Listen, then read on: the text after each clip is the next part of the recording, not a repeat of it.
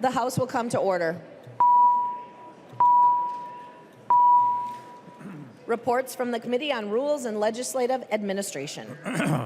Long from the Committee on Rules and Legislative Administration, pursuant to Rules 1.21 and 3.33, designates the following bills to be placed on the calendar for the day for Tuesday, May 13th, 2025, and establish the pre-filing requirement for amendments offered to the following bills. House File numbers 2437 and 475.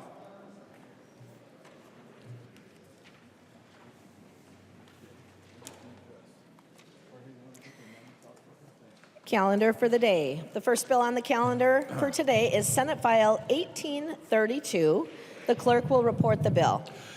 Senate File number 1832, number 1 on the calendar for the day, an act relating to state government, establishing a biennial budget for jobs, labor, and economic development, the unofficial engrossment. There are amendments at the desk. If there is no objection, we will let the author explain the bill before we act on the amendments. I recognize the member from Ramsey, Representative Pinto, to explain the bill. Thank you, Madam Speaker. Thank you, members. This is the bill before us is the budget for the Workforce, Labor, and Economic Development Committee, otherwise known as the Jobs Committee. Worked closely with Chair Baker. Hope to hear from as well in presenting the bill. To bring this bill before you. Members, we were in a challenging fiscal position. That's true for the whole legislature, but I think especially true for this budget. A $50 million cut target, both in the first biennium and in the tails, and a prohibition on use of the Workforce Development Fund, which funds, thank you, Madam Speaker. Members, please take your conversations to the alcoves or to the retiring room. Representative Pinto. Thank you, Madam Speaker.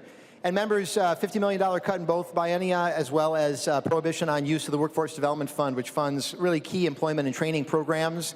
I know that both chairs are hopeful that we'll be able to make some progress in those areas as we head to conference. Members, the bill, we can be proud that it funds our government agencies that are overseen in those jurisdictions with a couple small cuts.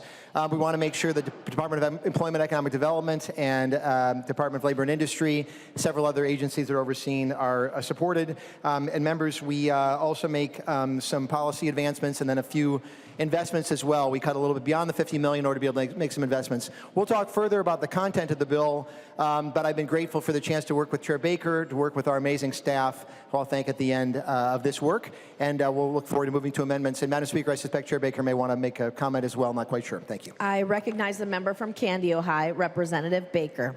And thank you, Madam Chair, Madam Speaker, and again, Co-Chair Pinto. It's been really great working with you this year as well. This has been, again, Representative Pinto and I came in together, and again, we've been able to kind of just continue to build our relationship and trust in some of the things we can agree on and some things we can't agree on. Today's labor bill is, again, we've heard it before, it's not the kind of bill that I would have written. There's some things missing in here, and we'll be talking about that maybe later. But we did do some really important things by getting our agencies funded. We have no tax increases here. We're trying to make Minnesota more competitive. We're finding other alternatives to make sure that when dollars do go out to other workforce plans and programs, we're having more accountability and more follow-through, and that's really important to this bill today, members. So again, I look forward to having more discussion. It is Friday afternoon. It's Mother's Day weekend. We have a lot of things to kind of get to, and I know there's some really exciting amendments that we're going to hear today, members. So let's get to that. Thank you very much, and I look forward to the amendments. Madam Speaker. There's an amendment at the desk. The clerk will report the amendment. Pinto moves to amend Senate File number 1832, the unofficial engrossment. The amendment is coded A15. I recognize the author of the amendment, Representative Pinto, to explain the amendment. Thank you, Madam Speaker. This is an author's amendment brought forward by the two chairs. It makes a few adjustments to the bill, mostly regarding funding. One piece that I wanted to make sure to highlight relates to a competitive grant program. Folks may be aware of discussions that have been had about how we can best structure grants to achieve our policy goals. We've got some incredible nonprofits doing really powerful work in the community and the state. Want to make sure to support that, but also have an interest in making a shift to competitive grant programs. The Small Business Assistance Program, this amendment has a shift in language a bit, and then shifts some funding to support that shift in language. to expand the resource available to that program. Much more to do, but members, if there are questions folks have, please let me know. Otherwise, would hope that you can support this amendment from the chairs. Thank you. I recognize the member from Candy, Ohio, Representative Baker. Again, Madam Speaker and members, Chair Pinto has explained this very well. I hope members support the A15 amendment. Thank you. All those in favor of the A15 amendment? I recognize the member from Ramsey, Representative Lee. Thank you for your indulgence, Madam Speaker. Sorry, I had to just get up really quickly to highlight one addition in the author's amendment that I'm super grateful for, and I know a lot of our labor partners are. There should be a joint coalition letter that's being passed around now, and also a letter from the Lake County Chamber of Commerce. Last session, we took Minnesota out of like a really dubious position. We were the only state in the union that did not have an official state film board. Instead, to administer our film tax credit, we had a nonprofit do that. And so we grew government a little bit to make sure that we would provide good union jobs in the film industry and bring film and TV crews here. And so I'm glad that the chairs were able to work towards an agreement, and I hope that they will continue working on that as we go into conference committee. And so just speaking in favor of the author's amendment. Thank you. Any further discussion to the amendment? Representative Pinto? Madam Speaker, it's a good amendment. Please vote green. Thank you. All those in favor of the amendment say aye. Those opposed, nay. The motion prevails and the amendment is adopted. There's an amendment at the desk. The clerk will report the amendment. Baker moves to amend Senate File Number 1832, the unofficial engrossment as amended. The amendment is coded A18. I recognize the author of the amendment, Representative Baker. Thank you, Madam Speaker. The A18 amendment is an important one because it recognizes funding shifts within our bill to make sure that our residents that are under the Vocational Rehab Services Program, also the Individual Placement Services Program, which is a very, very helpful program for people that get jobs when they might be having disabilities or severe mental health. This program, we needed to find some deeper cuts in our agencies to make sure these are better funded. And again, I appreciate working with Chair Pinto on this important area. VRS services, as I mentioned, vocational rehab services, and IPS services. A lot of us have folks at home that are working in these kind of job settings. I know that after one of our committee hearings outside these doors here about a month ago, a gentleman came up to me and just thanked us so much for bringing the attention and the awareness needed to make sure this area gets better funding because of his mental illness that he was going through at the time. Lots of anxiety, but he needed a program like this to help him just simply go back to work. And now he's functioning perfectly well, but this mental health part of this is really, really vital. So members, I just appreciate this change in the language and really not the language, but the funding, and I appreciate your green vote on this, or your I vote. Thank you. There is an amendment to the amendment. The clerk will report the amendment to the amendment. Baker moves to amend his amendment to Senate File Number 1832, the unofficial engrossment as amended. The amendment to the amendment is coded A22. I recognize the author, Representative Baker, to explain the amendment to the amendment. Thank you, Madam Speaker. Just more of a technical item here for the funding and where it came from within our budget. We kind of missed this in the original drafting. Again, it's all wrapped together. Maybe Chair Pinto wants to speak to it as well, but I appreciate your support on the amendment to the amendment. I recognize the member from Ramsey, Representative Pinto. Thank you, Madam Speaker. Yeah, this is just clearing up a bit of a math error in the primary amendment. Representative Rayrower will speak to that amendment, but urge member support for this one. All those in favor of the amendment to the amendment say aye. Those opposed, nay. The motion prevails, and the amendment to the amendment is adopted. To the underlying amendment, as amended, I recognize the member from Anoka, Representative Rayrower. Thank you so much, Madam Speaker. Months ago, I had a meeting with a constituent that works for RISE and was concerned about possible cuts to the individual placement and support which is the IPS program. I had follow-up meetings and I learned some really great things about IPS. It provides a full range of employment services and supports to assist people with serious mental illnesses achieve integrated employment. It's an evidence-based practice. It's a wraparound service, and it's also paid for performance, so all good things. Each vocational provider partners with a mental health program to ensure holistic employment for each individual. It's been highly successful in Minnesota, has a success rate of over 61%, which is higher than the national rate and higher than any other type of vocational approach. So this is really about a shift in funding, not an increase in funding that would cost money to the committee. So I've talked with all the stakeholders, including the providers, many folks at DEED. They do support this shift in funding from the EE program to the IPS program because of a surplus in one and a deficit in the other. The providers and stakeholders are in support of this. Bottom line, employment is good, especially for people with mental illness. And what really matters is the right kind of support from providers we know, and that we know the way they're doing it in Minnesota works. So I urge you to support this amendment. Thank you. Any further discussion to the amendment to the amendment?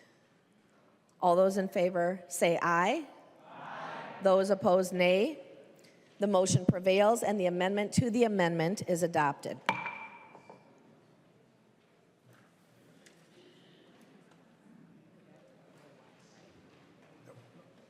No, we're done with it, right? We adopted the amendment?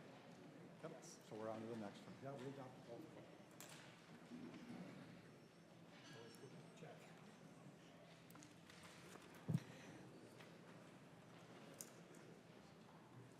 There is an amendment to the bill.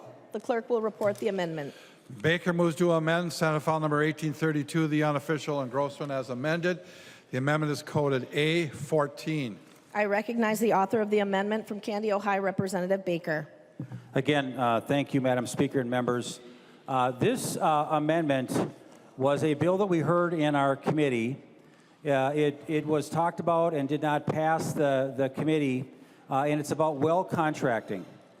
In greater Minnesota, where we have a lot of wells, where we get our water, we have well contractors and folks that have been doing this for many, many, many years.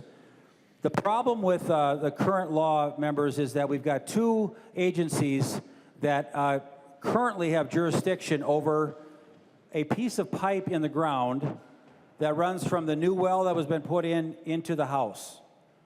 For many, many years, the Minnesota Department of Health has overseen this regulation, their authority, their inspecting, and that has worked very, very well. In recent years, federal changes have made it where the Department of Labor has also wanted to weigh in on these things.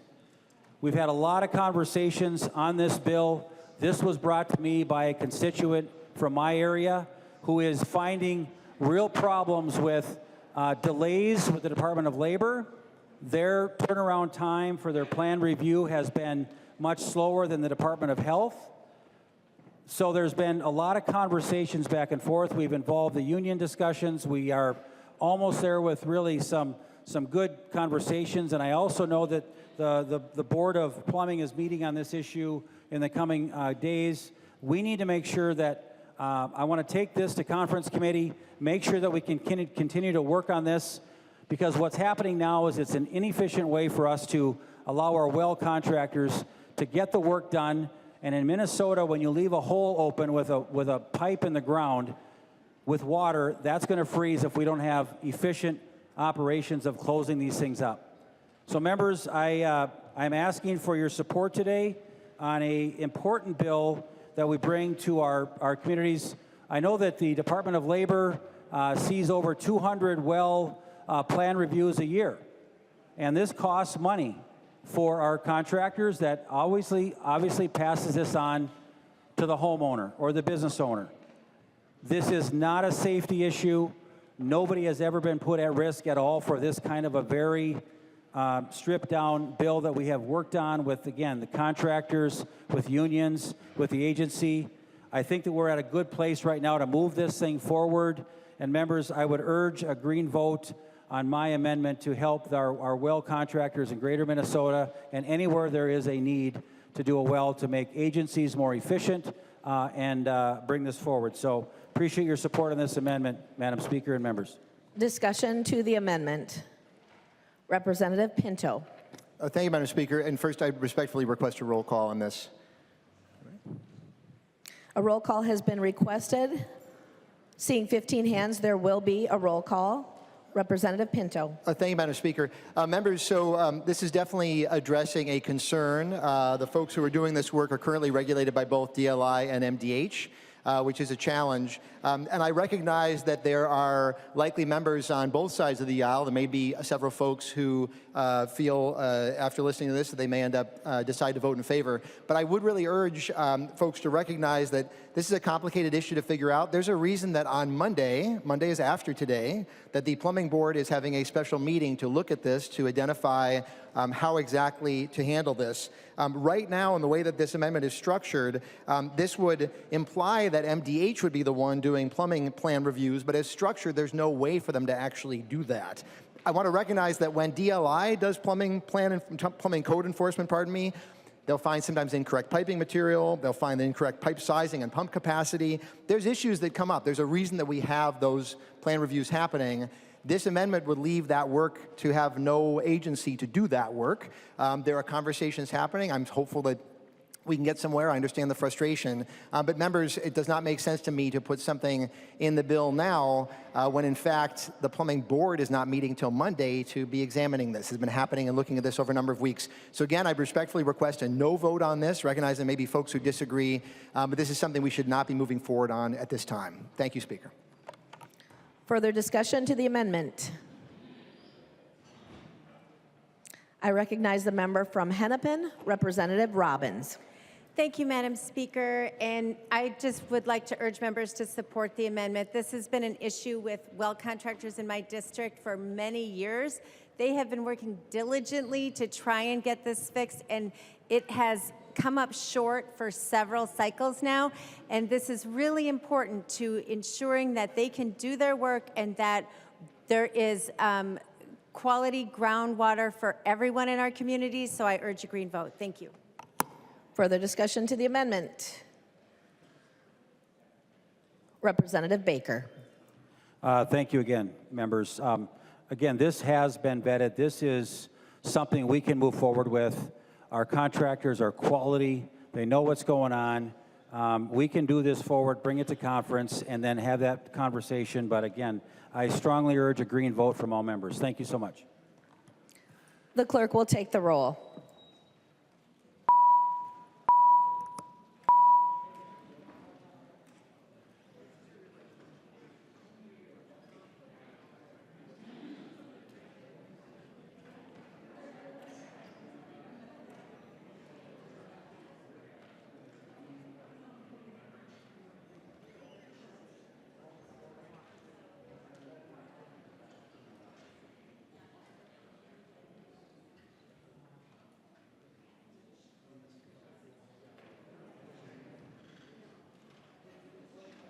The clerk will close the roll.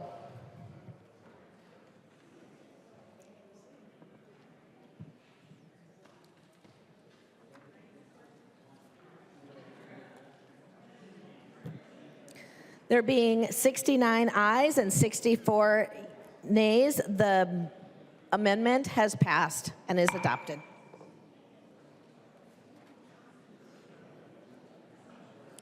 There's an amendment at the desk. The clerk will report the amendment. Robbins moves to amend Senate File Number 1832, the unofficial engrossment as amended. The amendment is coded A3. I recognize the member from Hennepin, Representative Robbins, to explain the amendment.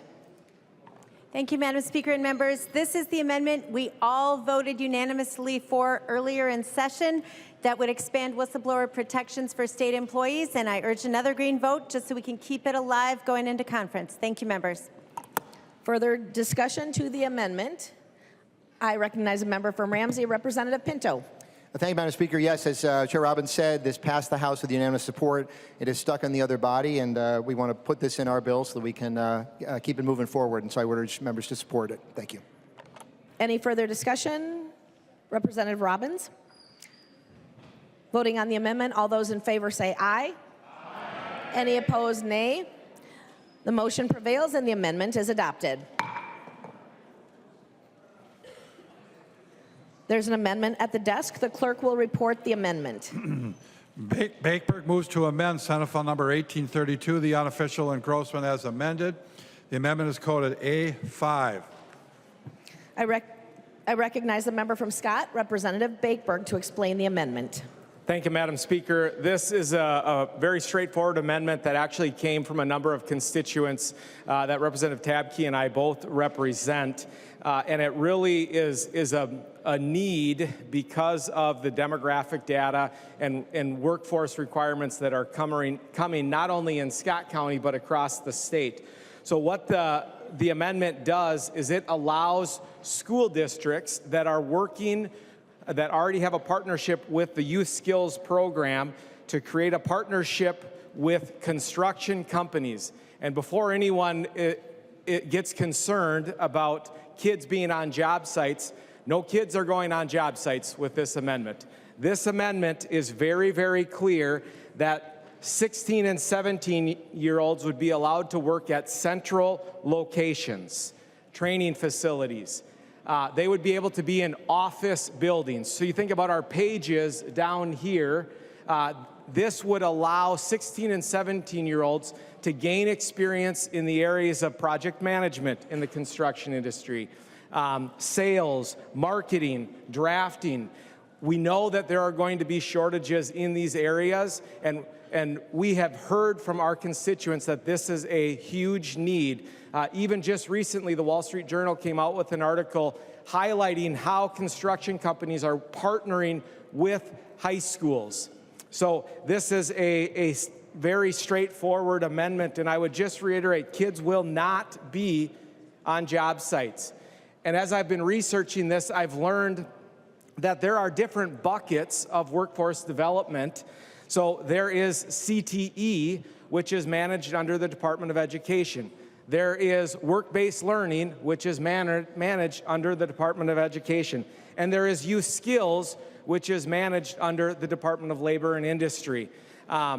So I think there's a lot of things that we can do to streamline this process. But I think one of the frustrating things I consistently heard as I met with the department is, you know, we just don't do construction in youth skills. There's 5 identified industries. And I never, frankly, got a real clear answer from the department to one of my constituents' questions. And he said, Ben, that just doesn't make sense. And he was looking at it from, he owns a building, and there are 4 different companies in his building. It's his construction company. Right next door is another construction company. Next door to that is a metal fabrication shop. And next door to that is an auto mechanic shop. So under youth skills, a student could fix the truck of the construction company 3 doors down if it's in the auto mechanic shop, but they can't do the same work 3 doors down. That's illogical, and I have not received a good response from the department to my constituents' question. Now, I realize there's still some questions about this, and I think we have another member that wants to address this, but that's the piece that we need to commit to work on. Our constituents that have just common sense questions, that's what we need to be able to solve. So I'll end there, Madam Speaker, and yield to Representative Tabke. I recognize the member from Scott, Representative Tabke.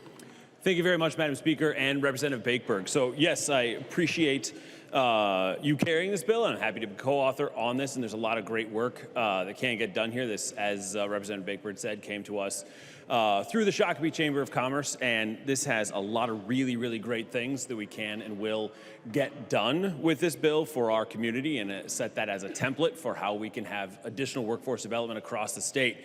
There are some questions that are still up in the air that I think really need to get figured out with this before it moves forward. And so there are questions from the department and how a couple of the different things will work that I think for a local initiative like this, we need to make sure to have broad bipartisan support. And so I respectfully oppose moving forward with this at this point, and I hope that we can all do that together. So thank you very much, Madam Speaker. Further discussion to the amendment?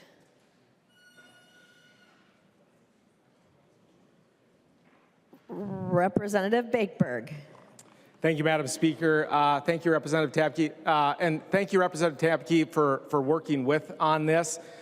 I think Representative Pinto is over there going, what's going on? So I want to be very clear that the purpose for me, and I think for all of us, is to solve problems that come from our community. And there are going to be times that different stakeholders are going to have different opinions on this.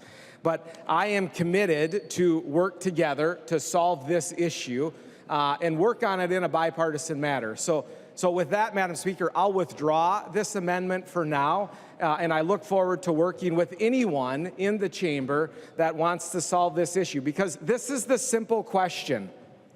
If a 16 and 17-year-old can work in an auto mechanic shop, a welding and manufacturing shop, under the same roof as a construction shop, why can't they do construction in an office building?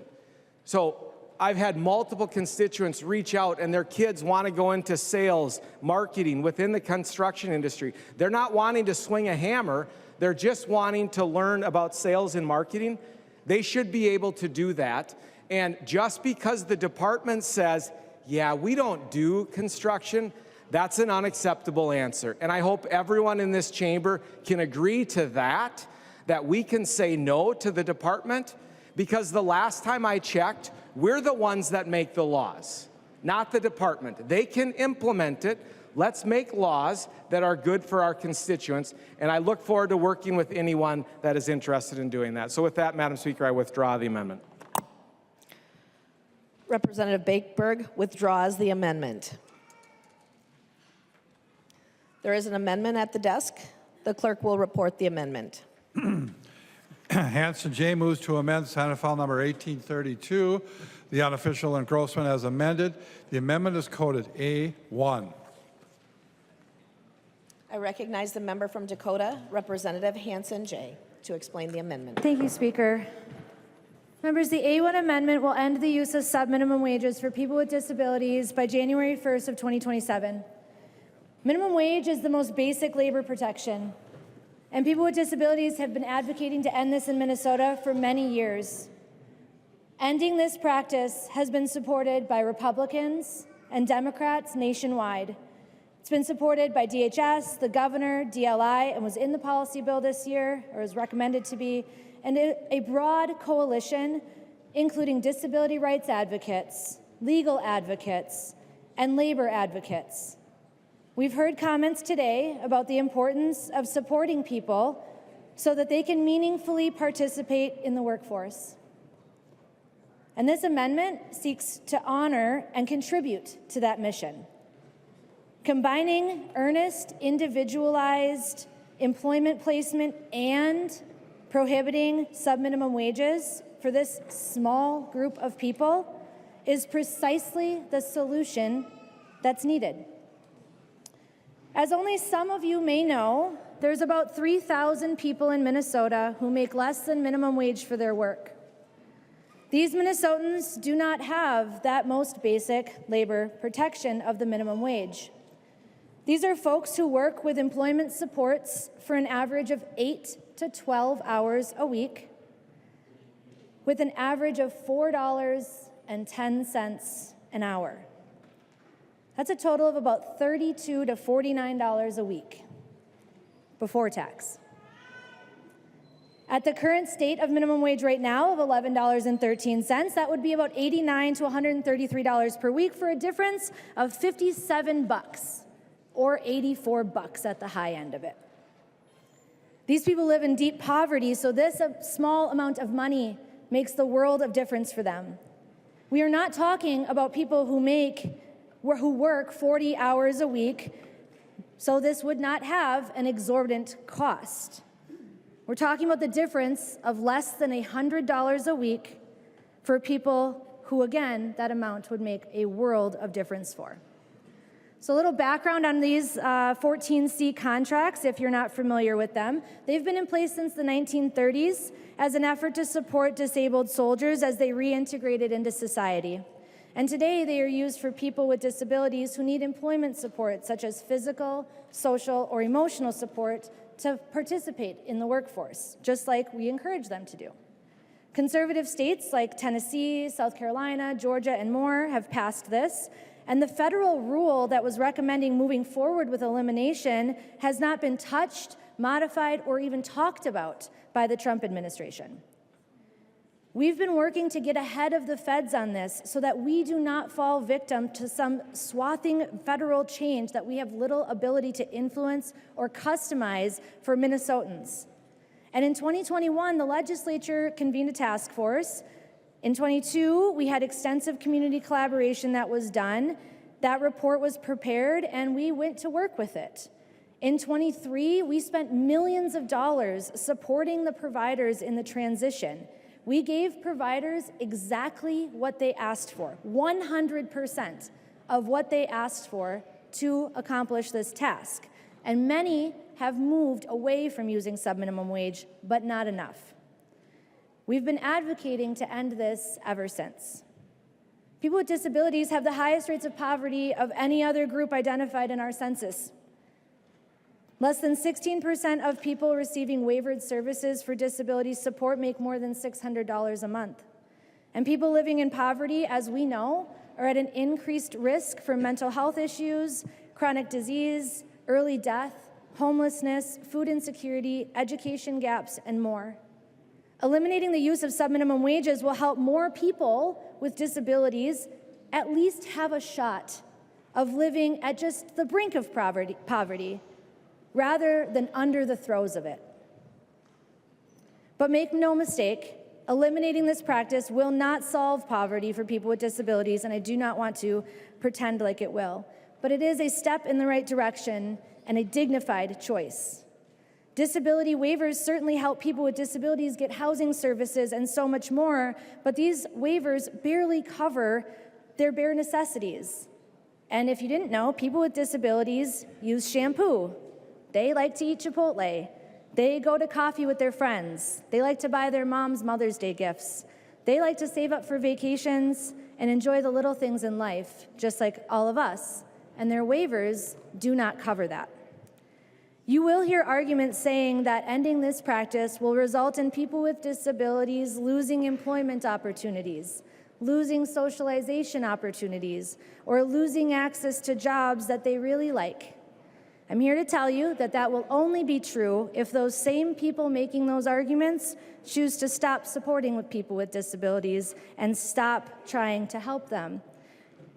If they choose to not employ the effective and evidence-based practice of focusing their efforts on individualized employment placements, then they will lose things, absolutely.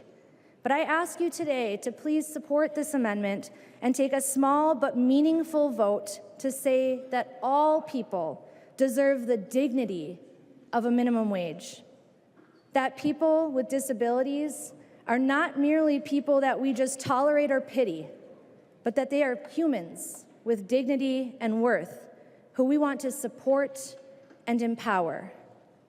This vote today will say that you are committed to combating and joining the fight in this lane of ableism that's been embedded in our workforce. And I invite you to vote yes. And Madam, I would like to request a roll call as well. A roll call has been requested. Seeing 15 hands, there will be a roll call. Further discussion to the amendment. I recognize the member from Hennepin, Representative Nadeau.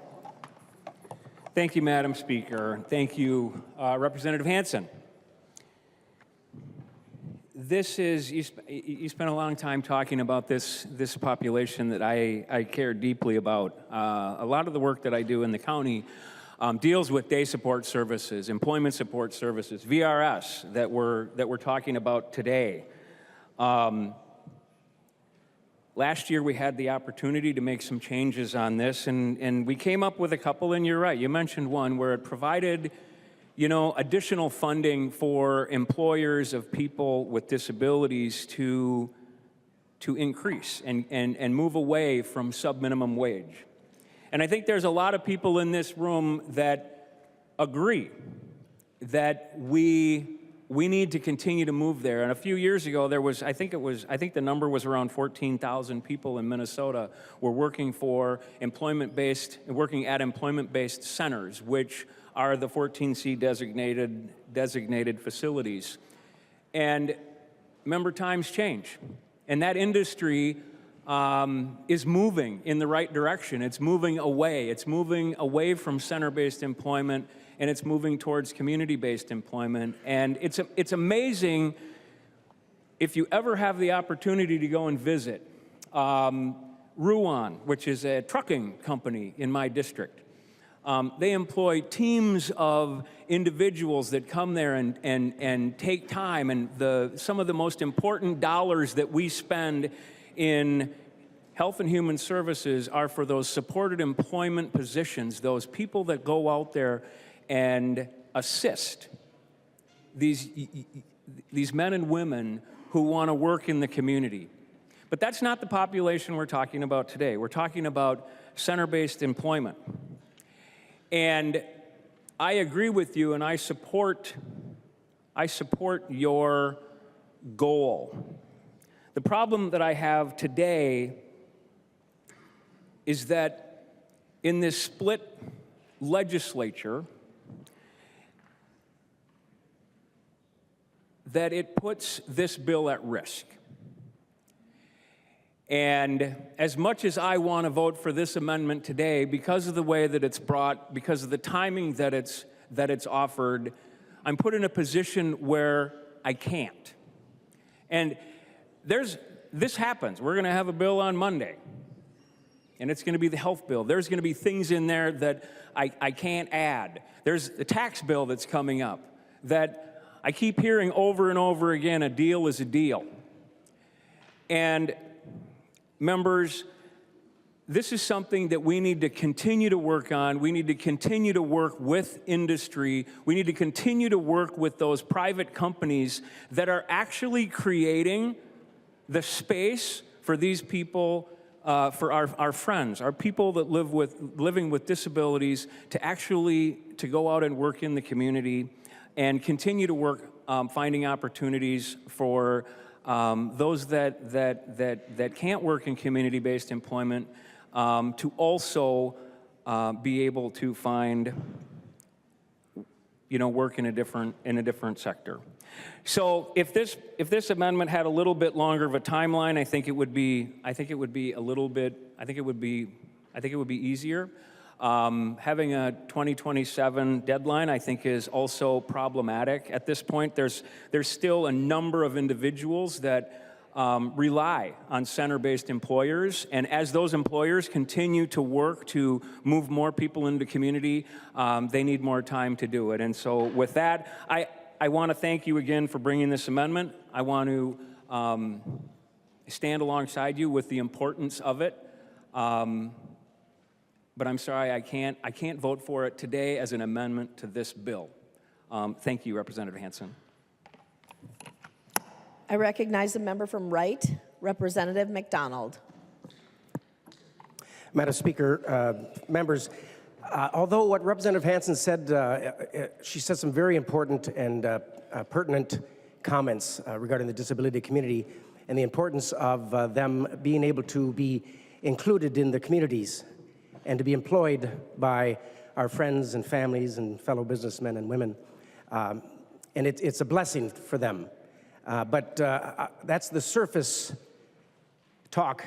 But what's not known in her speech is that this actually would hurt many folks in the disability community None of us have a crystal ball or know the future for sure, but I've been working in the last 15 years in the disability community. Some of my greatest accomplishments, when they say, what's your greatest accomplishments at the Capitol, it's actually the disability community work that I've done with many members on both sides of the aisles.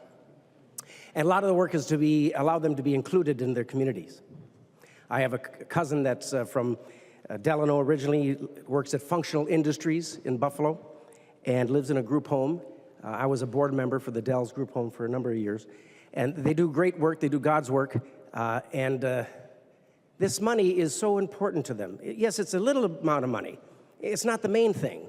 What's the most important issue, Representative Hansen and members, is that they are able to get out of their house, perhaps if they're living at home, to get out of their parents or their siblings and go to work and get onto a van or a vehicle and be driven to work and do some great work and be active in their community and engage with friendships. So the money's not the most important part, really, for them, but it's a small amount. And as Representative Hansen said, this small of money makes a difference to them. You bet it does. Any money makes a difference to all of us, and particularly the disability community, who with that money gets to go bowling or to the movies, or in this case, my cousin Tom Early, he gets to travel the whole country. I don't know where he gets his money. He works very hard. We call him the Indiana Jones of Wright County. But this is evident. It is evident that we know that should the sub-minimum wage be repealed and their businesses have to pay more, that there is a very good possibility that this group of good folks will not be employed. And then it's even worse. Then they're stuck at home. They don't have any money to do the beautiful and fun things that each and every one of us are allowed to do. To go to the movies, to go to a restaurant, to go to a basketball game, or whatever it may be. And if there's even a chance, Representative Hansen, that your bill, should it become law, affects one or hundreds or thousands of Minnesotans who have in the disability community not able to work. Just the potential. Like I said, there's no crystal ball, but the potential. And the talk is, in the last 15 years that I've been around, that it could and will happen. That we should not support this bill. Because it sounds good, Representative Hansen, members, certainly, but it will have an adverse effect on the disability community, and they won't be able to be hired. And more important, they may not even be, they may be let go of. And do we really want that to happen? No, we don't. So members, although it sounds great, they should be paid a fair wage, they are getting paid a beautiful wage, and it makes a big difference of what they get paid. They make a big difference in their life. So let's not mess up the apple cart and vote this bill, this amendment, that could have a potential opportunity to have thousands of disability folks lose their employment. That would be a shame. I recognize the member from St. Louis, Representative Warwas. Oh, thank you, Madam Speaker. And I rise in opposition to this amendment. And I can tell you right now, in my district, there is a developmental achievement center called URDAC that exists solely for the benefit of people with developmental disabilities. And right now I can tell you that this amendment would harm 108 people. Of those, 85 of them are clients that attend the Developmental Achievement Center, and the other 23 are steelworker staff, union organized staff that are in my community. And what I can tell you is that these folks, the clients can't live on their own. They are fully supported. These jobs are not about making a living wage, but to help these adults live meaningful lives by giving them purpose. And I won't belabor the point. I appreciate what Representative McDonald had to say about this and others, but I'll just go a little bit more here. Many of the clients at this facility, at URDAC, they have Down syndrome, they have traumatic brain injuries, other developmental disabilities. Many are wheelchair bound, and several even need to have staff there change their diapers. I've seen the changing table there for adult people. The time these clients spend at their jobs, it gives them needed interaction with other people, instead of some of them that would be sitting at home waiting for the day to end. If we pass this amendment, these disadvantaged people at URDAC will lose their job opportunities, and this brings joy into their lives, and it brings a lot of relief for their caretakers as well. And the full-time workers there, the union workers there, my steelworker brothers and sisters on the range, will also, most of them will lose their jobs. So I encourage you, if you're more interested in what they do and what I'm talking about, you can look at my campaign page. I'm not making a plug for my campaign, but you can look at my campaign page. I took a tour there last year, and I was blown away by the good work that they do there. And I put in a lot of pictures of the facility. It's an old school. It's not fancy, but we're supporting these people, and we're really giving care to real people that need our help. So please contact me if you'd like to take a tour of URDAC. I'd love to bring you there up on the Iron Range anytime. But please vote no for this amendment and support these good people. Thank you. I recognize a member from Hennepin, Representative Greenman. Thank you, Madam Speaker, and thank you, Representative Hansen, for continuing to be a champion for this particular provision that just mirrors the work that we have been doing in this body over the last couple of years. For folks, and Representative McDonald and I have sat on labor. This, I think, your first year not being on it that I've been here. And we have heard this bill. We have heard about eliminating the sub-minimum wage for folks with disabilities over and over and over again. And every year we hear it, and this year we heard it as part of the department's, their policy bill. Every year we hear it, we hear more. We hear more process. We heard a task force who actually engaged not just one company, not just one set of parents, but folks from across the state. Folks with disabilities, self-advocates, parents, businesses, government, a whole set of folks. And we hear over and over and over again how important this is for those folks. But I also want to just bring us back to, we had the same conversation about folks who are under 18. And we heard, we don't need to pay people under 18 a minimum wage because they're using this for money for the movies. And they're using it to maybe save for college or maybe just to have some fun. And then those students came in and said, I am helping my parents pay rent. I am getting ready to pay for the rest of my life. I am paying for my car, my insurance.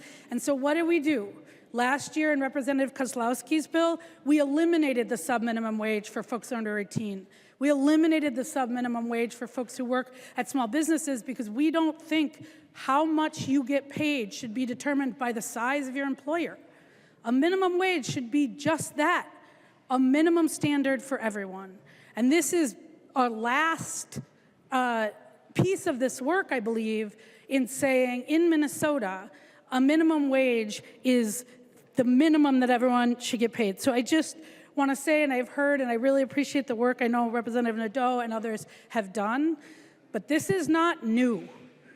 This is a bill that we should pass here today as part of this, this jobs and labor bill, because we should do the final piece of work. And I think the fact that we are 67-67, the fact that this is not an issue of partisanship is a good reason that we should put this in this bill and say, finally in Minnesota, we will have a minimum wage that includes everyone, regardless of who you are, regardless of if you're living with a disability, regardless of what size business you work for and how old you are. So thank you again for the folks who've been working on this.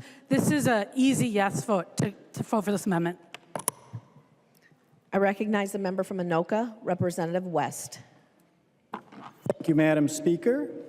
I had the great honor of touring Achieve Services several years ago and got to see this program firsthand.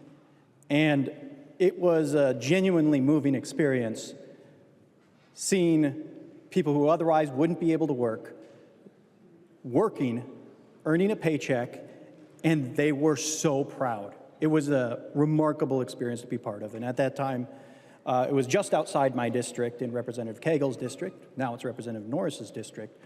But it's an incredibly important program to Achieve Services in Blaine. And the 14C program needs to be preserved for two reasons. One, it's working. It really is. The reason we're seeing numbers go down and down and down is because People are finding meaningful employment because they now have the skills. They needed the evidence because they were dealt a bad hand at life. So they needed extra evidence somebody else might not need. But they needed the opportunity to earn that experience, earn those skills, so they can demonstrate to an employer who pays more than minimum wage that they can do the job and they can do the job well. It's a great program. It's working. And two, eliminating it really only harms people. No one is forced to participate. No one is forced to participate. No organization is forced to participate. People can choose to participate. Businesses can choose to participate. So inevitably, you're taking something away from people by passing this amendment and adding it to the bill. The program works. People do depend on it. We have evidence that it works. And it would be a shame to toss it because it may sound good. But it's a beautiful program, and I encourage you to see it firsthand before you consider eliminating it. Thank you, Madam Speaker. I recognize a member from Ramsey, Representative Gottfried. Thank you, Madam Speaker. I appreciate a lot of what's been said on the other side of the aisle today about this, but a lot of what I'm hearing is employer side. When I was speaking to several members of my district, my community, many of whom are in the disabled community, one person said something to me about this that stuck with me and I think bears mentioning today. We were talking about sub-minimum wage, and he said to me, David, I get that I'm making money, but to be paid sub-minimum wage makes me feel subhuman. And that stuck with me. So I just wanted to say that. Thank you, Madam Speaker. I encourage a green vote. Let's get this right. I recognize the member from Ramsey, Representative Curran. Thank you, Speaker, and thank you, members, for the discussion on this. I know this has been an ongoing discussion, and I just wanted to, touch on a few things that I heard today. One is that, that removing sub-minimum wage, putting a sunset on 14C is going to hurt people. But really, if we get to the root of it, the real hurt that's happening is the threat to stop providing a service if we make a change.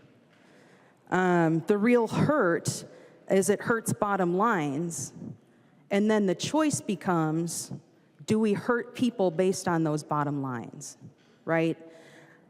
Another $100 a week is what we're talking about for folks who are already making however little they're making and of course are proud to make. And I know many members have said, I went to visit this service. I saw people and how happy they were to be working. I'm so encouraged by people who have made that visit and maybe saw these folks for the first or second time, maybe only time, to learn a little bit about what's happening. But members, I grew up around the people that we're talking about, the people who do utilize wheelchairs every day, the people who do need to have assistance to be changed. They cannot do that on their own. People who need assistance to be fed and to be dressed and to be bathed. I grew up around these folks, the folks who we are talking about, who some of you have met that one time and thought it was cool that they were happy to make $2. These are people that I know and grew up around. So when we say that center-based employment can't still happen, that's a choice. That's a choice that will hurt people. And it's just simply not true. The hurt that people are talking about is the hurt to the bottom line that they can't swallow.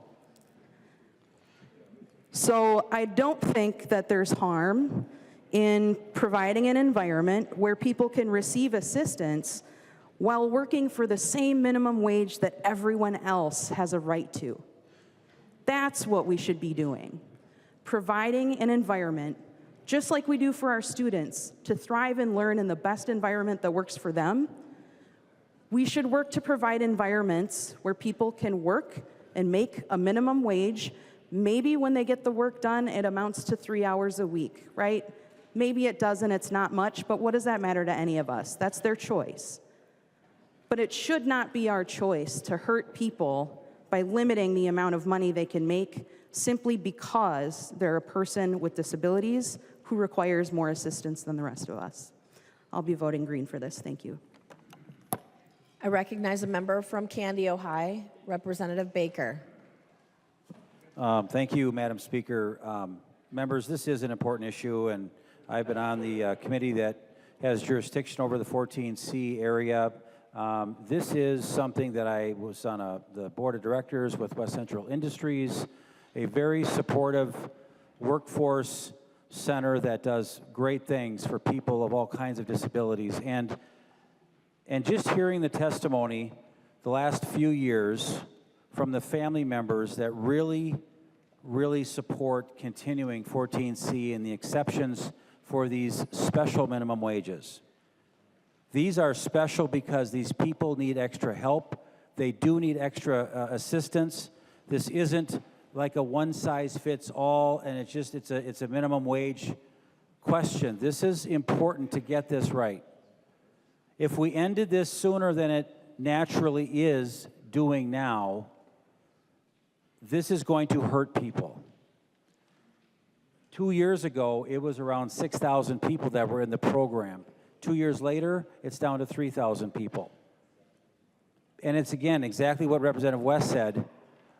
These programs are teaching people to get into the workforce and into the communities at wages that we all appreciate and can understand. But to get folks with some really challenging needs, we have to have special wages to make sure that they can still do this. But the family members are what I remember. The family members that see the joy on their son or daughter and when they come home from work, and they're just the joy they were able to have at the work center.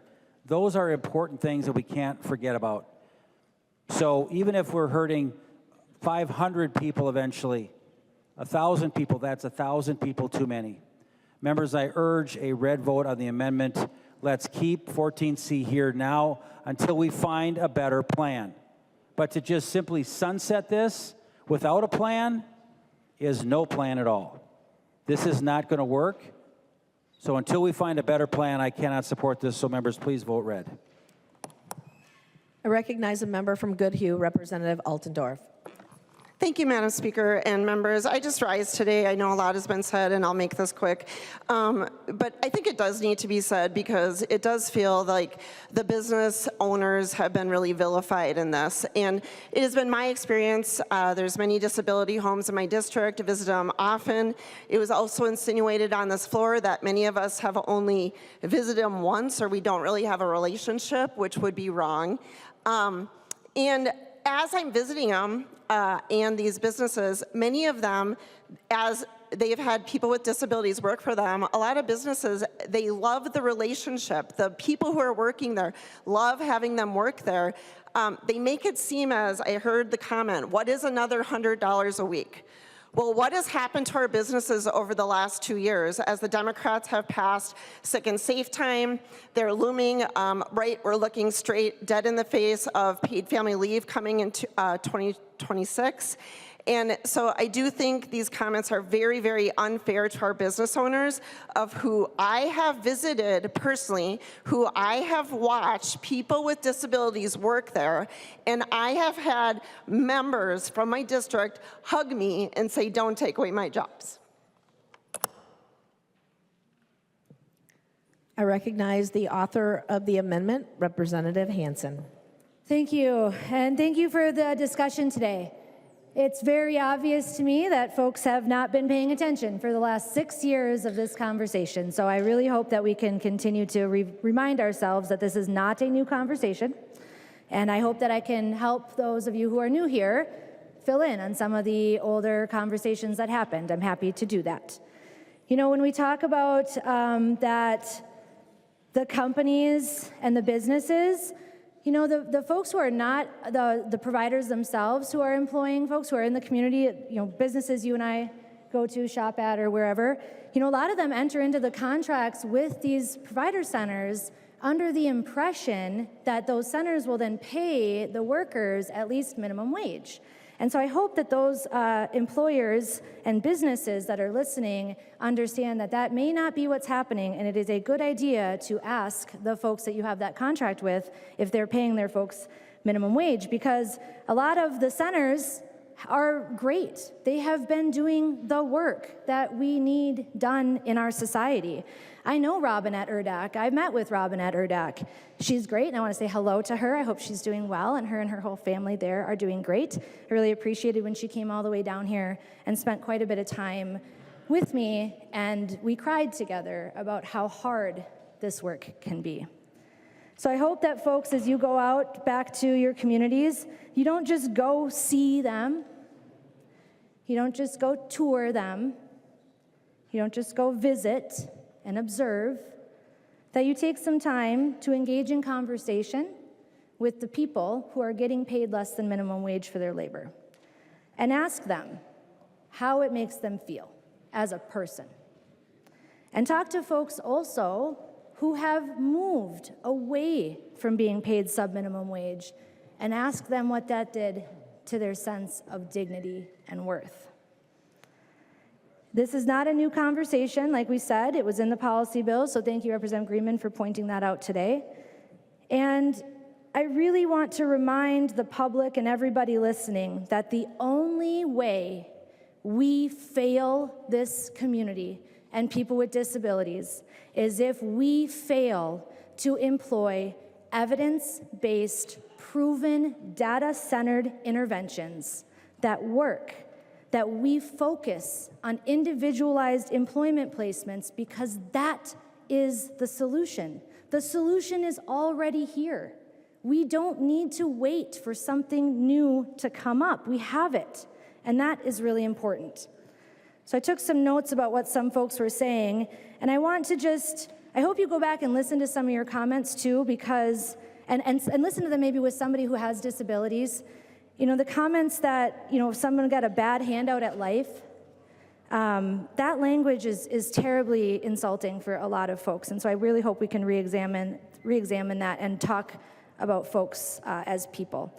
So if businesses choose to put people into a sub-minimum wage box, they stay stuck in that box. That's why individualized employment placements are the answer, is to get them out of that box so that they have a chance to see what that is. So yes, we need to teach people employment skills. We need to support people with employment skills, just like I support my kids in their pursuits of work. And we support everybody entering the workforce, and we support everybody who needs disability accommodation services, just like we support every trainee, every journeyman, everybody that gets support in the workplace. People with disabilities are no different.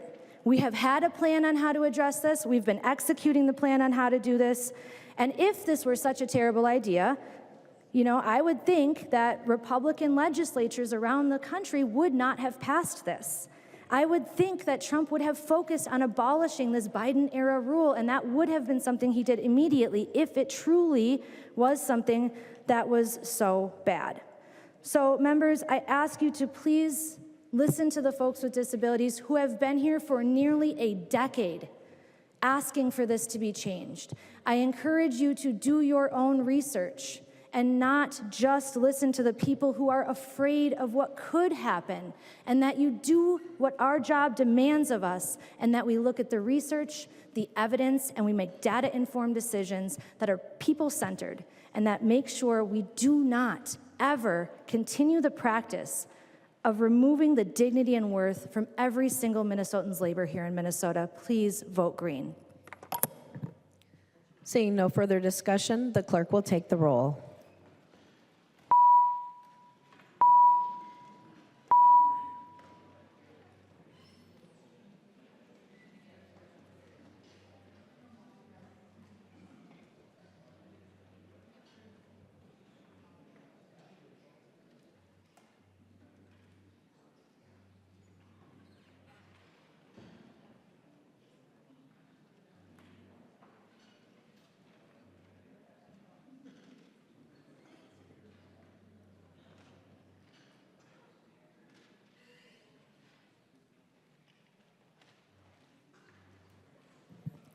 The clerk will close the roll.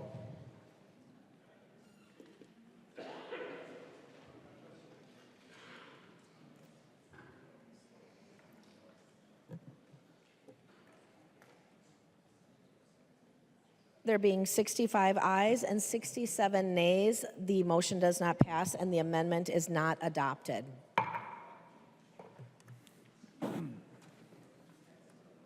There's an amendment at the desk. The clerk will report the amendment. Greenman moves to amend Senate File Number 1832, the unofficial engrossment as amended. The amendment is coded A12. I recognize the member from Hennepin, Representative Greenman, to explain the amendment. Thank you, Madam Speaker. This is a simple amendment that just deletes out of this bill a law, the partial repeal of a law that's been law for a year and 10 months.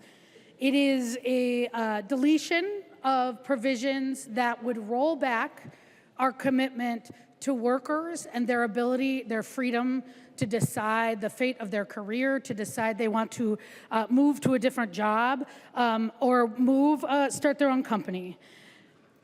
The banning of non-competes was an important step we took in 2023 that allowed workers to say, as part of the price of my contract, I don't have to give up the freedom to leave and go to a different job that pays better, a different job where maybe I have a better boss, or frankly, to have to explain why I would go to a different job at all.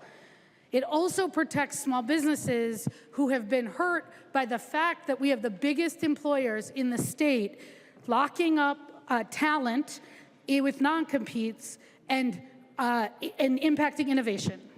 There's a handout going around, I believe, that shows a lot of the evidence over the last 20 years in Minnesota and states across the country that non-competes actually hinder innovation, they hinder small business creation, and here in Minnesota, we have seen we're a great headquarters state. But when we talk about the work we should be doing, we should actually be focused on those entrepreneurs, those innovators. So why is this in this bill? Why are we talking about this now? This has been law for a year and 10 months. And what we have heard is a lot of saber rattling from the biggest corporations in Minnesota, the biggest employers. The business partnership, it is their top priority. And by their own definition, they are comprised of more than 100 CEOs and their senior executives, the largest Minnesota employers in the state. And what they have said is that this freedom that workers now have gets in the way of their ability to protect their trade secrets. But the reality is, here in Minnesota, like across the country, we've heard this for decades, but we have really good laws protecting trade secrets. We have very good laws protecting with non-disclosure agreements, with non-solicitations agreements, and if you look in this area of law, you will see it's a very active area. And when I have had this conversation after we passed this bill with my good friends across the, my good friends in the business partnership, the chamber, I have asked, come talk to me. Off the record, on the record, in committee, at your offices, tell me where specifically you have had an issue where a worker has taken information or where you have not been able to protect your information through trade secrets that you somehow can through a non-compete. And it has been silent. And I keep asking this question because turns out this is also a very good tool for employers to use to restrict people from leaving because one, it means they can't leave for a better job or they can't negotiate up their salary. We know that because the evidence shows, if you look at the Federal Reserve, it depresses wages. It's a great tool to get people from going to your competitor who maybe you want to have a little bit of a leg up, and it's certainly a good tool to prevent people from going out on their own and creating businesses, not with your IP, but may just compete with you. That is the story of Silicon Valley and the tech industry. California has not had this provision for 100 years, and Silicon Valley is what it is because of it, not despite it. So why is this important? In addition to all those things, it is important because at the end of the day, if you get outside this place, get outside the lobbyists, talk to the people who don't actually have people in associations who are paid to talk to us. What you will hear is a whole different story about why banning non-competes is important. You will hear about workers who have been locked into non-competes, offered better jobs, white collar, blue collar, pink collar, and haven't been able to leave because of a non-compete that says you can't go to their competitor, you can't do the business in the metro area, you'd have to leave your job or hire a lawyer to litigate it. And even if you're making $200,000 a year, which is the income threshold here, or $180 plus a bonus, you can't afford $400 or $500 billables. And as my attorney friends who work in private practice know, that's what you might be looking at, $200, $300, $400 an hour. You're hearing of women of color who are being passed over for promotions in STEM industries, and the only way they can advance, and I heard this over and over again from workers, is by going somewhere else in their specialty and getting that promotion. You'll hear about people who have been low-level harassed, sexually harassed, can't deal with it, don't want to deal with it, just want to leave, but are locked in that environment, that toxic environment, because of a non-compete that says you could go, but you have to sit out for a year or take a job in a different specialty that you have spent your career building. Doctors, engineers, scientists, nurse practitioners, data scientists. So I will leave it there. I'm sure we will have a lively discussion like we did in committee, and I will just say that this is an easy vote, because it has been a law for a year and 10 months, and the sky has not fallen. In fact, I have not seen, and I keep asking, I asked in committee, I asked last year when this came up, we have not seen a single business, a single company say, trade secrets won't protect my information, and that's why I am leaving. So with that, Madam Chair, I would ask for the discussion and a green vote. Madam Speaker, can I ask for a roll call? Representative Greenman has requested a roll call. Seeing 15 hands, there will be a roll call. I recognize a member from Anoka, Representative Niska. Thank you, Madam Speaker and members. As has been discussed, as many of you know, for many years, Minnesota allowed employees and employers to agree to reasonable, and the key is reasonable, agreements not to compete if an employer has, number one, a legitimate interest at stake, and those contracts have to be restricted in scope and length and to protect those kind of legitimate interests. A lot of companies do, in fact, have very legitimate reasons, interests that they want to protect in their employment relationships. They have trade secrets, they have confidential information that they want to protect. Last legislative session, however, a bill that did not pass the House was actually bottled up in the Commerce Committee. Representative Elkins, I think, was doing a good job of listening to everybody and trying to come up with a compromise piece of legislation, but even that piece of legislation did not make it out of the Commerce Committee, and instead what happened was a bill was airdropped into a conference committee report and passed the House as a result, even though it had not been through the committee process. That caused businesses, and is causing businesses, to reconsider whether they want to have certain functions in Minnesota. And we've heard from some of those businesses since the passage of that legislation. It is simply not the case that businesses can completely protect their trade secrets through confidentiality agreements and non-disclosure agreements. I have been on both sides of the table. I've been negotiating and writing these agreements, and I have litigated confidentiality agreements, non-compete agreements, non-solicitation agreements. And the reality is, it's not as simple as saying you have a confidentiality agreement, you're not going to be able to use your trade secret. If an employee has been in the room when $1 million worth of research was done, and they realize that $1 million has been spent to go down a dry hole, and they go across the street to their competitor, they still have that information in their head. And that information, that $1 million worth of information, has now gone across the street to their competitor. And that's why non-competes are, in some circumstances, an important piece of a company's ability to protect its confidential, proprietary trade secret information. So where does that leave Minnesota? We have been a hub of research and development.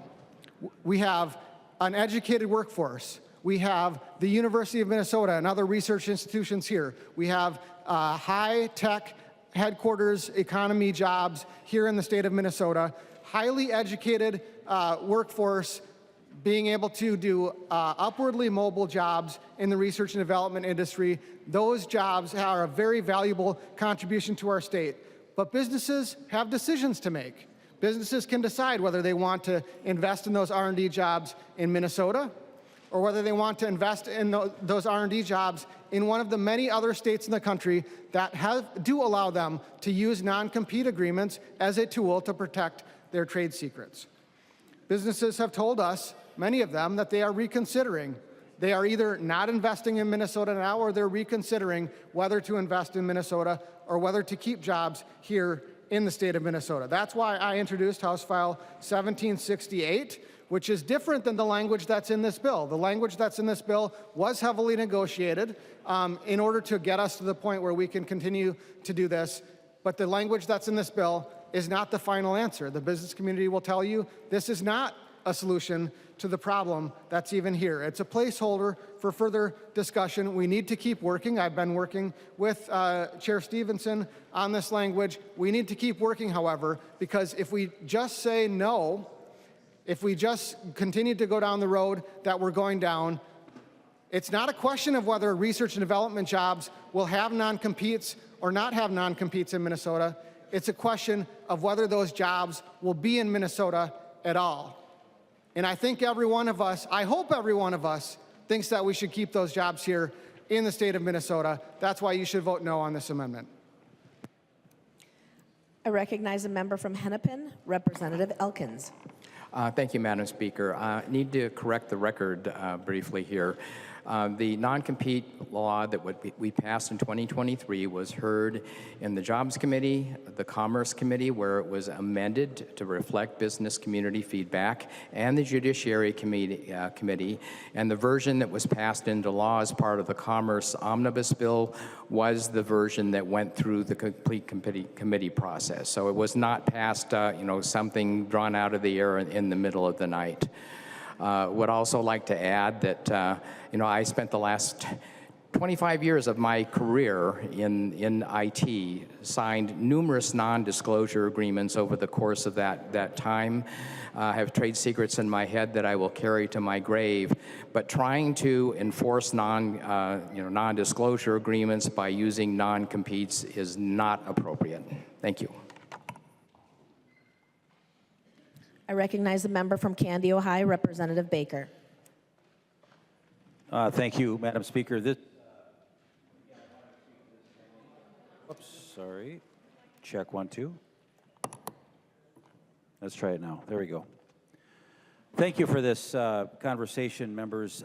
This is super important to the competitiveness of Minnesota and the things that I certainly have been fighting for in our bill to make sure that we can compete around the nation, around the globe, because right now what happened 2 years ago with this blanket non-compete policy is not helpful at all to the base and the foundation of our Minnesota corporate world of high-tech, high research, really good paying jobs.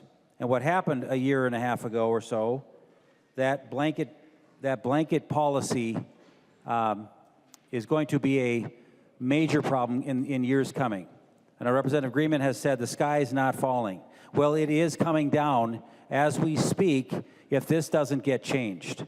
Because companies every single day are making decisions on where will we do our future research and development in these areas? Where will we start expanding our manufacturing, and how we carefully put these plants and these pieces together has to begin with having the ability to be able to show people what works and what doesn't, and to do this in a reasonable manner that does include non-competes. That has been a thing around the country for centuries, so many years.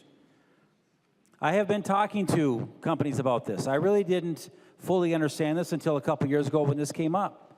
We've got corporate headquarters here in Minnesota that are doing things that you would have no idea what they're doing around the globe. One has 1,200 employees here in the metro. Again, I'm not going to use her name because I don't want to share this. This is important stuff for them to understand. What they do is very proprietary. They have a secret, and they're using it well, and they're paying their employees really well, and they love being in Minnesota, but they are telling me, Representative Baker, it's getting harder and harder to stay in Minnesota because we can't compete like we used to. And we are taking away tools from companies like that to be able to compete, and we can't do that. But they're just slowly, the jobs are just going to slowly go away.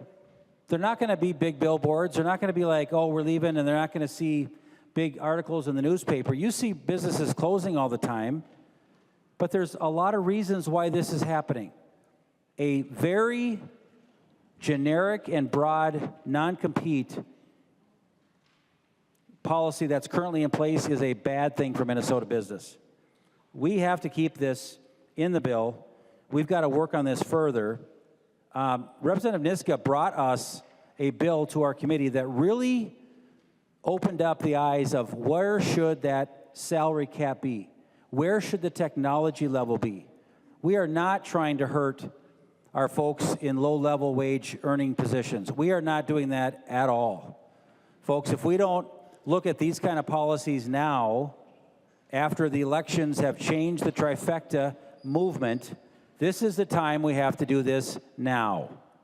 Businesses are counting on reasonableness. We have to make sure that our folks can compete. So members, I urge a no vote on this amendment. We need to take this and get this non-compete carved in, carved right, make it right so it still does what you want it to do. Protect those low-wage workers, but make sure that our corporates and our high-tech medical device companies and others thrive here in Minnesota. I urge a red vote. Thank you. I recognize the member from Hennepin, Representative Jones. Thank you, Madam Speaker, and I want to thank Representative Greenman for bringing this amendment. It is really needed. We need to remove the exemption in this bill on the ban for non-compete agreements. Non-compete agreements cause harm. And to whom? To Minnesotans and everyday people. Non-competes prevent talented workers from seeking employment in different companies in the same industry, in new companies. Non-competes are anti-innovation. They mean new companies don't get the bright minds to develop new designs, new solutions, new products, and new services. We all lose, members, when that happens. When Minnesotans, when Americans are hampered from innovating and bringing new solutions, products, and services to market. Some may say, well, this is just for people who are doing fine financially. And I want to talk about a specific group of those people. Engineers, female engineers who do this work. When I went to engineering school 15 years ago, for every one of people like me, there were 6 men. 1 in 6. Do you know how intimidating and how difficult that was? Especially because engineering is a team sport. You have to work together on design projects.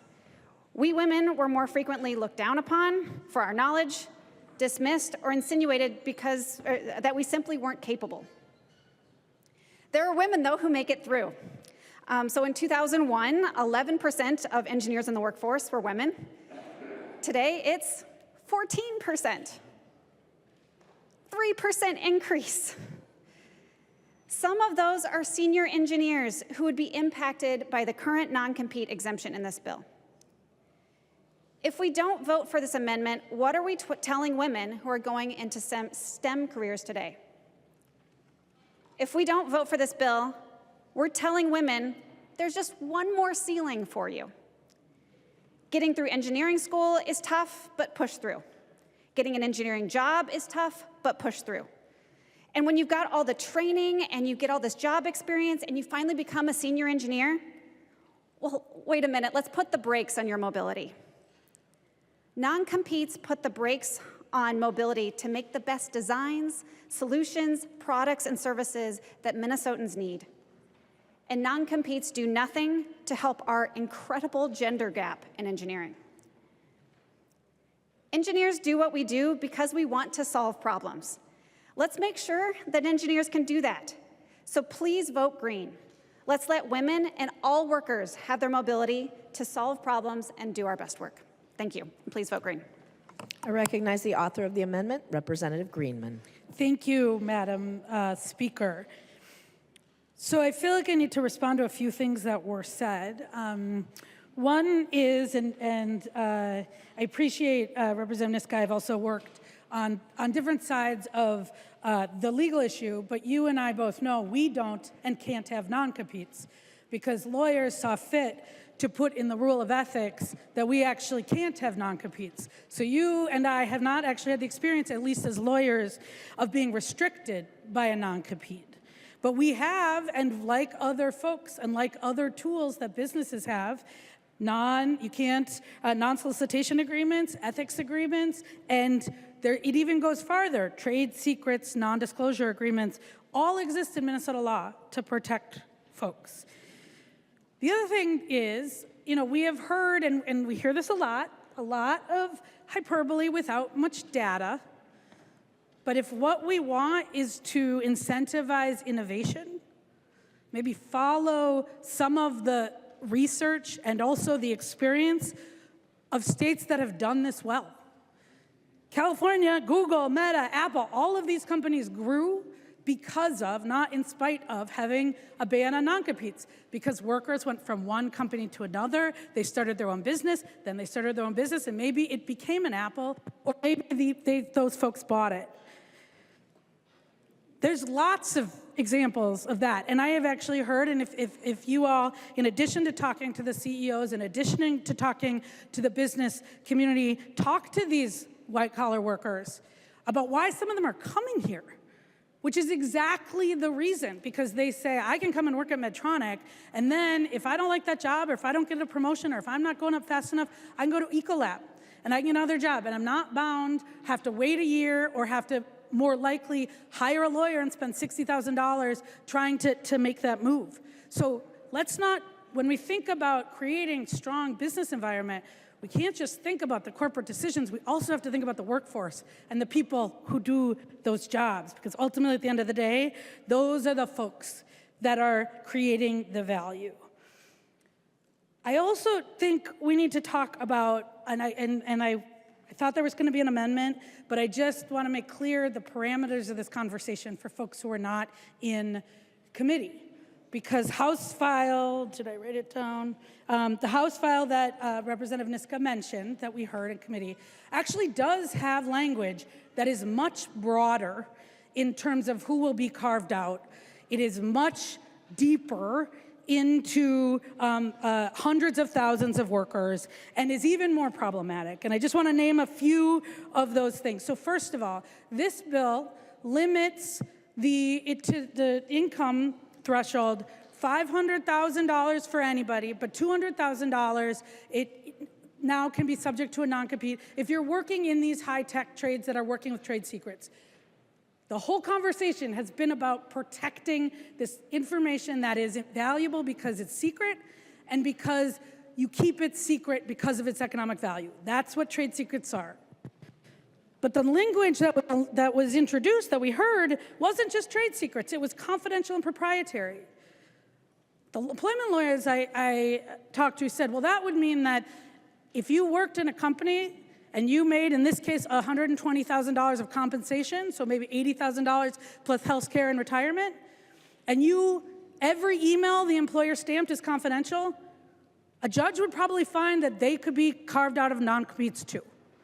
Confidential is whatever the employer says it is. If you work in HR and you work with confidential information that is confidential because we want to protect employees' privacy, but has nothing to do with the core secret sauce of the business, this would also affect you. If you worked in sales and you don't know how the formula or the algorithm or the methods or the technology, but you just work in sales and you have things that are confidential pricing because that's what you want to do, this would affect you too. And in that underlying bill, it's $120,000 of compensation, not salary. And what compensation means, it's not defined in the bill, but I just looked it up, and there's actually not a clear definition. It could be salary, it could be bonuses, it could be retirement, it could be stock options, unrealized or realized. It could be 10 years into the future if you stay long enough. And that we're starting to talk about not just high-wage workers, we're talking about entry-level engineers. So somehow the argument that, well, the first conversation that got brought to me after we passed this was we're talking about scientists, we're talking about the people who invented the pacemaker at Medtronic. Now, under this, the most broad language, we're talking about the line salespeople who are selling the product. We're talking about the HR folks who work at 3M who reach that salary income. And we certainly are talking about folks on the manufacturing line if they are have anything that is considered confidential. Now, the last thing I want to say about this, because it's really important, if our goal is to help protect the technology, non-competes are actually under-inclusive. Because if there is information that they're worried about that that is not protected by trade secrets, is not protected by non-disclosure agreements, is not protected by non-solicitation agreements, then there's nothing for stopping an employee from quitting and walking over to the competitor, not asking for money or a job, but just telling them. Because non-competes are not about the information. They are about restricting the employee. That's all they are. And a lot of the reasons employees like them is they're prophylactic, right? You just can say, you can't leave. But the reality is this is an employment restriction. This is about whose decision it is to leave. And the last thing I'll say, maybe I'll say two more things. Representative Olson asked me if I was going to wear my red pants for the filibuster pants, and I'm not trying to filibuster. But for folks who came in together, that's a sign from either one of us. The last thing I want to say, because this is what matters most, is are we going to stand up for people's freedom to be able to make their own career decisions? Who are we talking about restricting here? And when I think about the 2024 election, I don't think that what people said is what we want is big business to have more control over our lives. What I heard is people on all sides of the aisle, I heard this in my community, I heard this in every place I knocked, people saying that corporations have too much power in my lives, everybody has too much power in my lives, I want some control, freedom, and autonomy. Monopolies, big businesses, big employers, this would let your boss fire you and then keep you from leaving and going somewhere else, because non-competes can be enforced after you leave or are fired. So what we're really talking about here is a tool to control folks to repress wages. Now, I think if there's a conversation about non-competes, non-disclosure agreements, if we're really worried about this information, we should be having that conversation. Both Senator Mann, Representative Elkins, Representative Bonner, many of us have said, let's have that conversation. But I don't think that that's the problem. The problem is this is quite a handy tool to control control people from starting small businesses that might compete with you, to control workers from leaving or having to pay them more, and frankly, just a tool, an anti-competitive tool as it relates to worker freedom. So members, this is an easy vote. I felt like I had to take a minute to talk about Representative Niska's bill, because if that is on the table, it's even worse. But here, this will allow us to say, let's go with the law that's been law for a year and 10 months and say we're not going to restrict Minnesotans' freedom to move. There being no further discussion, the clerk will take the roll on the amendment.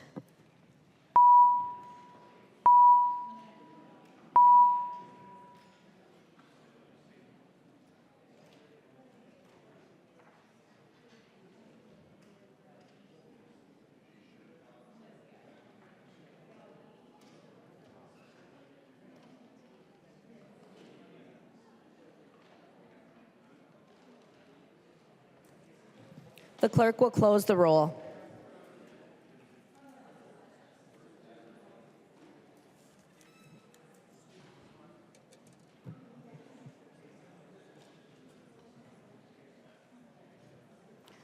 There being 67 ayes and 67 nays, the amendment is not adopted.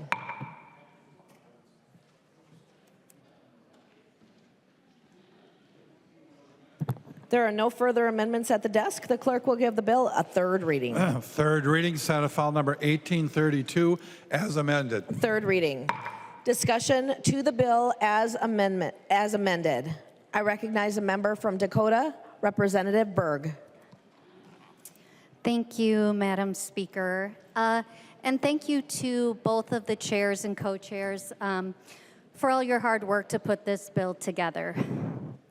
This is a decent bill with some good provisions in it, and I will be voting for it. But I rise to talk about what is not in it. And that is House File 107, the UI for Striking Workers bill. The Trump-Musk administration has declared an all-out attack on workers since their term began. From the complete dissolution of the collective bargaining agreement of the TSA, federal workers being stripped of the right to organize, and the dismantling of the NLRB, this administration has sent a clear message to working families in this country. You are not worthy of the rights and protections that the workers whose shoulders we stand on in the labor movement fought so hard for. Workers are the essential cornerstone of a thriving economy and the backbone of this state and nation.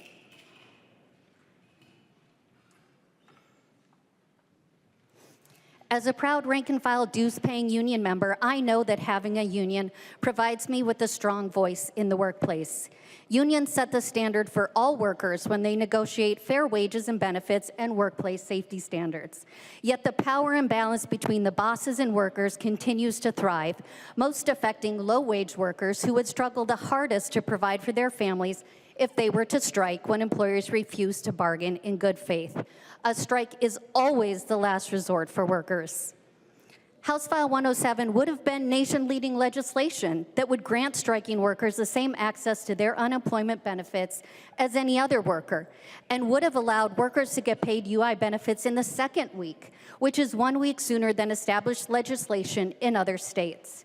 That means only the most unusual cases of a strike lasting more than 2 weeks would see any payout out of UI.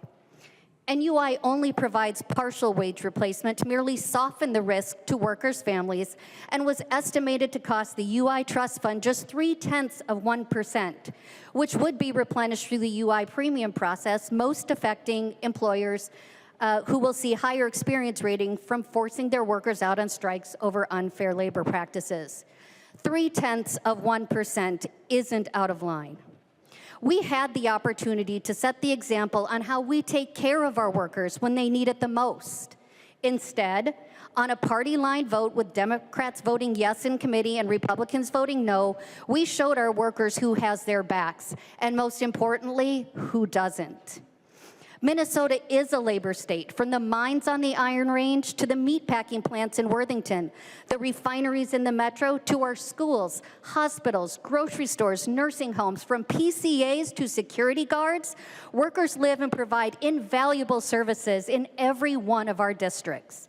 This was a real opportunity to lead the nation in workers' protection, an opportunity we missed. Shame on us. Thank you, Madam Speaker. I recognize a member from Mauer, Representative Mueller. Thank you, Madam Speaker and members. And this was as I said before, this was my first time serving on the Jobs Committee, and it's always been a really interesting committee for me, especially as we look at how it intersects with education. Many of you know that I have served in the classroom for almost 2 decades and still have an active teaching license. And one of the things that I am most passionate about is how we're able to create multiple pathways so people can become teachers. We know that as we're looking at traditional pathways to become a teacher, there simply isn't enough people who are interested in doing that. Especially those who maybe have had a career in a different place and now they are planning on maybe changing careers and going into education. Well, to go back and basically start over is often not an option, especially for really busy working adults. Back in 2021, during one of my first years as serving as a legislator, I got to go to a conference that talked about Tennessee's groundbreaking program about apprenticeships for teachers. And this thing was like amazing for me to hear about because of the fact that it opens up a clear pathway for our teachers to go into the classroom in a very non-traditional way. What I found most exciting about it is if we are able to follow some of the same regulations from the federal government as we look at apprenticeships, that this program would then have 2 revenue streams, one from the federal government and one from the state, whatever we decided to invest in it. We are seeing 40 other states have some other apprenticeship program. Some people use it, grow your own program. Other people are doing it the way that we are. I've been looking at apprenticeship opportunities and researching and learning about as many different places that do this for the last 5 years. And I was very excited to see that the governor's budget included provisions from Dolly for a teacher apprenticeship program. We see organically that these are coming up as other people are learning about it. We're seeing other districts that just kind of organically are creating these. And so when I saw that this is now something that was an interest in our current administration, I wanted to capitalize on it since it's been such a passion of mine. I want to thank Representative Frazier for working with me on this because I know that as we continue to work in a bipartisan way, that we were able to look at what the governor's language said, what the initial language of my bill was, and to come with, I think, a really great compromise. Because we have such a strong union force here in our state, we needed to make sure that we were operating in a way that would give our unions a seat at the table so that they understood how we could use its apprenticeship model appropriately. So I was really proud to be able to say that we are able to open up this apprenticeship opportunity for any school district that wanted to create their own joint apprenticeship task committee that requires 50% labor, 50% employee at the table, so that employer labor at the committee, and that they would be able to come up how they are going to get our teachers through this apprenticeship program. We are seeing it in our intermediates, and what they are seeing is huge success. We're also seeing it up in North Branch, and I know that there's probably other fledgling apprenticeship opportunities around the state. I know that Representative Frazier and I were hoping to have a little bit more money placed in this program, but I was very excited to see that we were able to reallocate some things so that we were able to get it into the base budget. So Chair Pinto and Chair Baker, thank you so much for valuing this program, and Representative Frazier, thank you so much for working with me. So I'm excited that we're going to be able to see some increase for our teachers who, when they go through this program, not only to get their bachelor's degree, but they also get to be licensed Tier 3 teachers. It's really going to open up a lot of opportunities. Thank you, Madam Speaker. I recognize a member from Isanti, Representative Gordon. Thank you, Madam Speaker. You know, I don't like the idea of our taxes going to subsidize businesses and industry nonprofits. Much of this bill does just that. If we want to be friendly to business and labor, we should be cutting red tape and overregulation, not subsidizing them with our tax dollars. We need to let the free market work. Vote red, and let's talk about giving this money back to the people of Minnesota to invest in themselves rather than the pet projects of politicians. I recognize the member from Hennepin, Representative Frazier. Thank you. Thank you, Madam Speaker, and thank you, Representative Mueller, for the shout out. I appreciate that, and it was my pleasure to work with you on the apprenticeship program. We know we have a shortage in teachers, and any way we can get good people into the classroom that are passionate about working with our young people, that's a way to go. So my pleasure working with you on that. You know, I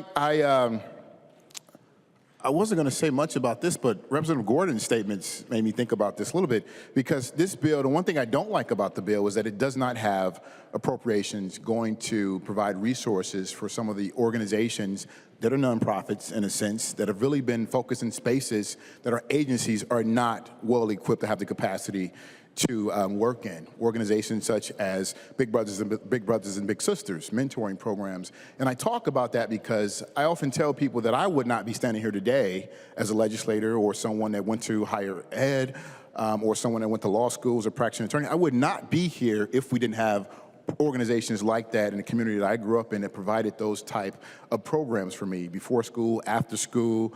I wouldn't be here.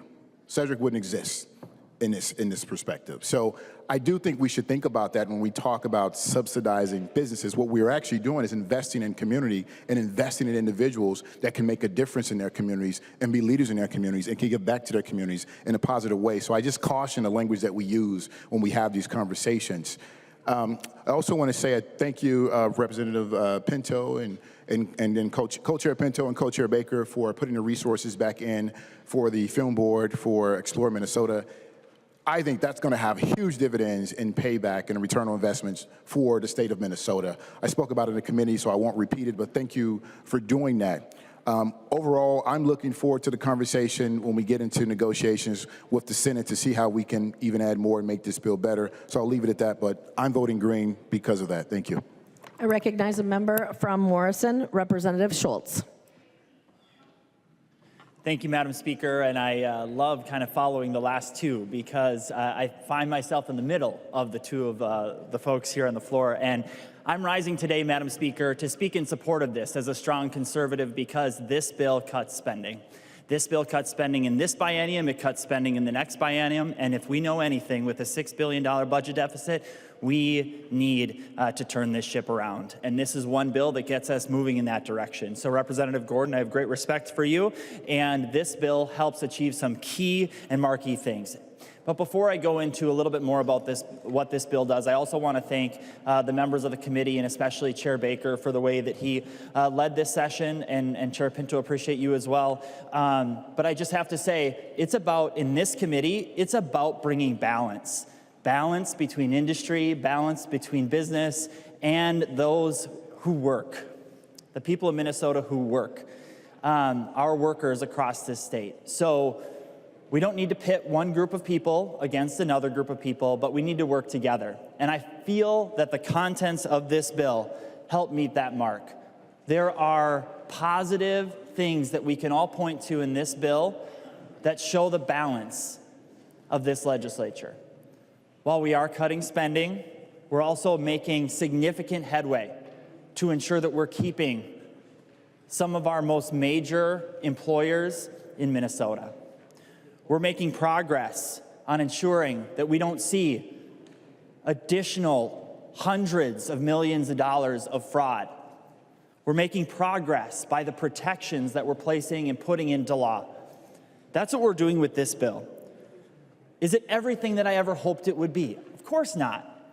But who expects a bill to come before this legislature and to expect to get everything that you want?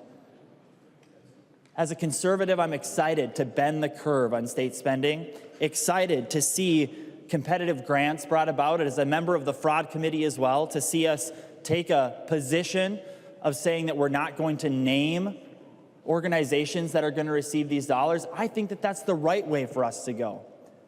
There's a lot to see as good wins for the state of Minnesota in this bill, and I'm glad to support it today. Thank you, Madam Speaker. I recognize a member from Washington, Representative Johnson W. Thank you, Madam Speaker. Members, I'm rising in support of this bill. Is it everything I'd like to see? No. There is parts that I'd like to talk about that I do like. The small business, the assistance, appropriation for the small business assistance. As a small business owner that started 10, 13 years ago, that first year is so intimidating. Where are you going to get the money? Are you doing it right? Who do you talk to?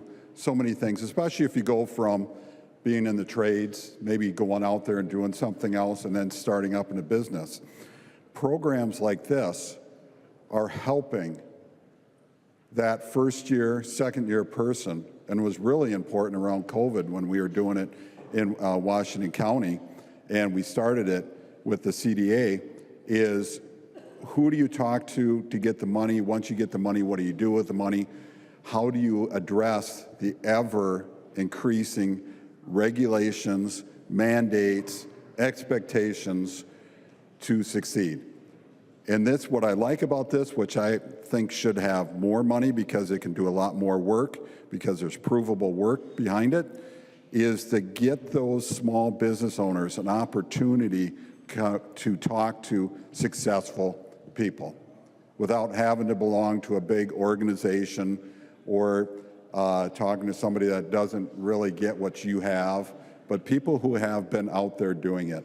I really like that program, and the fact that it's in there, I think it's really going to help businesses succeed to get to the point where they're now hiring other employees. Because we all know the first 5 years is what's the toughest years that most businesses go out of business. So it's very important. Another part I'd like to speak on, Madam Speaker, is it came up with a discussion regarding the non-compete. Businesses will spend hundreds of thousands, millions of dollars, billions of dollars in a product, in a business, training people how to work in that business, doing the work regarding its R&D. There's many things that they invest in. And who wants to spend that kind of money knowing that it could disappear the next day? You know who recognizes that and supports that idea? Trade unions. You join a trade union and you go to school and you start as an apprentice and you spend the 5 years going all the way up to journeyman, they expect you to stay in the unions and work for a union trade for another 5 years, or they expect to be paid back for that education. So in other words, they're investing, just like the other companies, investing in you, and they expect you to be there. They don't want you walking away to a non-union shop and taking the trade secrets that you have and providing all that benefit to that other company that didn't invest that money in you, that provided you with that education. I understand that. I understand, just like the businesses, they're expecting to be able to protect their investment with the non-compete, just like the unions expect you to put that training and the tens of thousands of dollars that they spend towards other union contractors, making them better. They don't want you to go to the competition, the non-union route. I understand that. So I support the non-compete, just like I totally support the unions having that expectation. If you don't support companies being able to have a non-compete, then I'm assuming you don't support unions to be able to protect the investment that they made into their workers. There's no difference between the two. Thank you, Madam Speaker. I recognize a member from Sherburne, Representative Meckland. Thank you, Madam Speaker. I rise in support of this bill today. In part, has been mentioned that there's many things that are not in here that I wish we could have had in here, some relief that was passed in 23 and 24 for our small businesses. However, there are some good things. $50 million in cuts, no contractor additional fees or increases, as well as on the manufactured homes and as well as the inspection fees. And after spending an incredible surplus in the last biennium, we have to bring these numbers down. Please vote green. I recognize a member from Hennepin, Representative Greenman. Thank you, Madam Speaker. And I'm not going to speak too much more about the non-compete ban. I want to talk about what else is in this bill, but I do want to correct a few things. First, which is, I think, Representative Johnson, what you were talking about you can do now. If you work for a company and they send you to a training and you want as part of your contract to say, if you leave within the first year or two, if you get a degree and you require them to pay you back, nothing in the law changed and you can do that. What you can't say, and what I've never heard a trade union say is, if you leave us, you can't go work for any other project for a year in the vicinity of the work site. So it's actually not the same. What you're describing is actually a tool that currently exists for companies to use, and it's a great example of another thing that businesses currently have to protect the investments that they're made in workers. But one thing I don't believe is that workers own you, or that employers own you. I think that they don't own what's in your head. If it's intangible, they don't own your experience. What they do own is that piece of information that the law has very clear protections about how you protect. They don't own you. And so, again, I am going to vote for this bill today, but I'm going to fight hard to make sure we do not roll back our protections on workers and on their freedom of movement. And Representative Gordon, I appreciate what you said about letting the free market work. One of the things that non-competes do is get in the way of the free movement of labor. And so I wish I could have had your vote on that bill to leave just basically what the current law says, which is employers can't use non-competes. And I got to tell you, just wait until you read the tax expenditure report if you want to talk about all the ways that the state is subsidizing big for-profits. Look at airline parts to Delta and other things. So you might have an ally in thinking about how we're not using state dollars to subsidize CEOs and businesses. What else is in this bill? There is actually, as my colleague Representative Schultz said, there is work here to stop fraud, misclassification fraud. And for folks who have been around, last session, we talked a lot about misclassification fraud, and we did again in the Labor Committee, because it's not just an issue of defrauding workers, which it does. If you're classified as an independent contractor, it means that you don't get unemployment insurance. It means you're not eligible for minimum wage and overtime protections. It means you don't have access to workers' comp. It means you can't join a union, or you don't have protections to join a union. It means that you won't get paid sick time or PFML. All of those things hurt workers. But it also does is it cheats the UI trust fund. It cheats our payroll taxes. It cheats the workforce development fund. And that is a fraud just like other public benefits fraud. That is going after the taxpayer dollars that are used to support our public funds. And so what this bill does is it actually adds modest, but it adds 2 people to actually do that enforcement. So we're protecting the businesses that are playing by the rules, that are supporting their workers and following the law, at the expense of the bad actors who aren't. And so there's enforcement dollars here. That's very important. The other thing it does, and this is something I've spent some time talking about with my colleagues across the aisle, I think we have a lot of good conversations and I think support for the idea we should measure the problem. So there was 14 months of a task force that I co-chaired that the Attorney General's office did. We had lots of great participation. Some members came, asked questions, were involved. Lots more from the business community, the labor community, the government community, local governments. And what they said is, we don't actually even know how many people in Minnesota are being misclassified. And more than that, when there was a 2004 OLA audit, they couldn't put a number on how much government resources is being cheated, being siphoned off by bad actor employers who are misclassifying people. This bill will say, we're going to measure it. We're going to know how big of a problem it is. We're going to know how much our UI trust fund is being impacted. We're going to know how much tax revenues are being impacted. And hopefully we're going to know how it's impacting those businesses that are playing by the rules and just can't make it pencil out to compete with the businesses that aren't. And so that's in this bill, and I'm very grateful and glad it is. There's also other things, and I won't repeat what everybody said. The last thing I want to say on this bill is also what's not in it. Because the jobs and labor bill is where we plan for the next 2 years of the economy, the workforce, our worker protections. And it does not respond and does not include our thinking on the greatest factor impacting our economy, our workforces, our small businesses, the rights and protections of workers in the next 2 years, the Trump-Musk regime. Federal workers are being laid off. Tariffs are throwing small businesses out of business. There was an article about it yesterday in the Star Tribune. If we have a recession, it could drive up the unemployment rate and affect the UI trust fund. And the rollback of worker protections at the NLRB, because the NLRB was gutted, are going to impact people's ability to get overtime pay, collective bargaining, all of those things. Those are real impacts.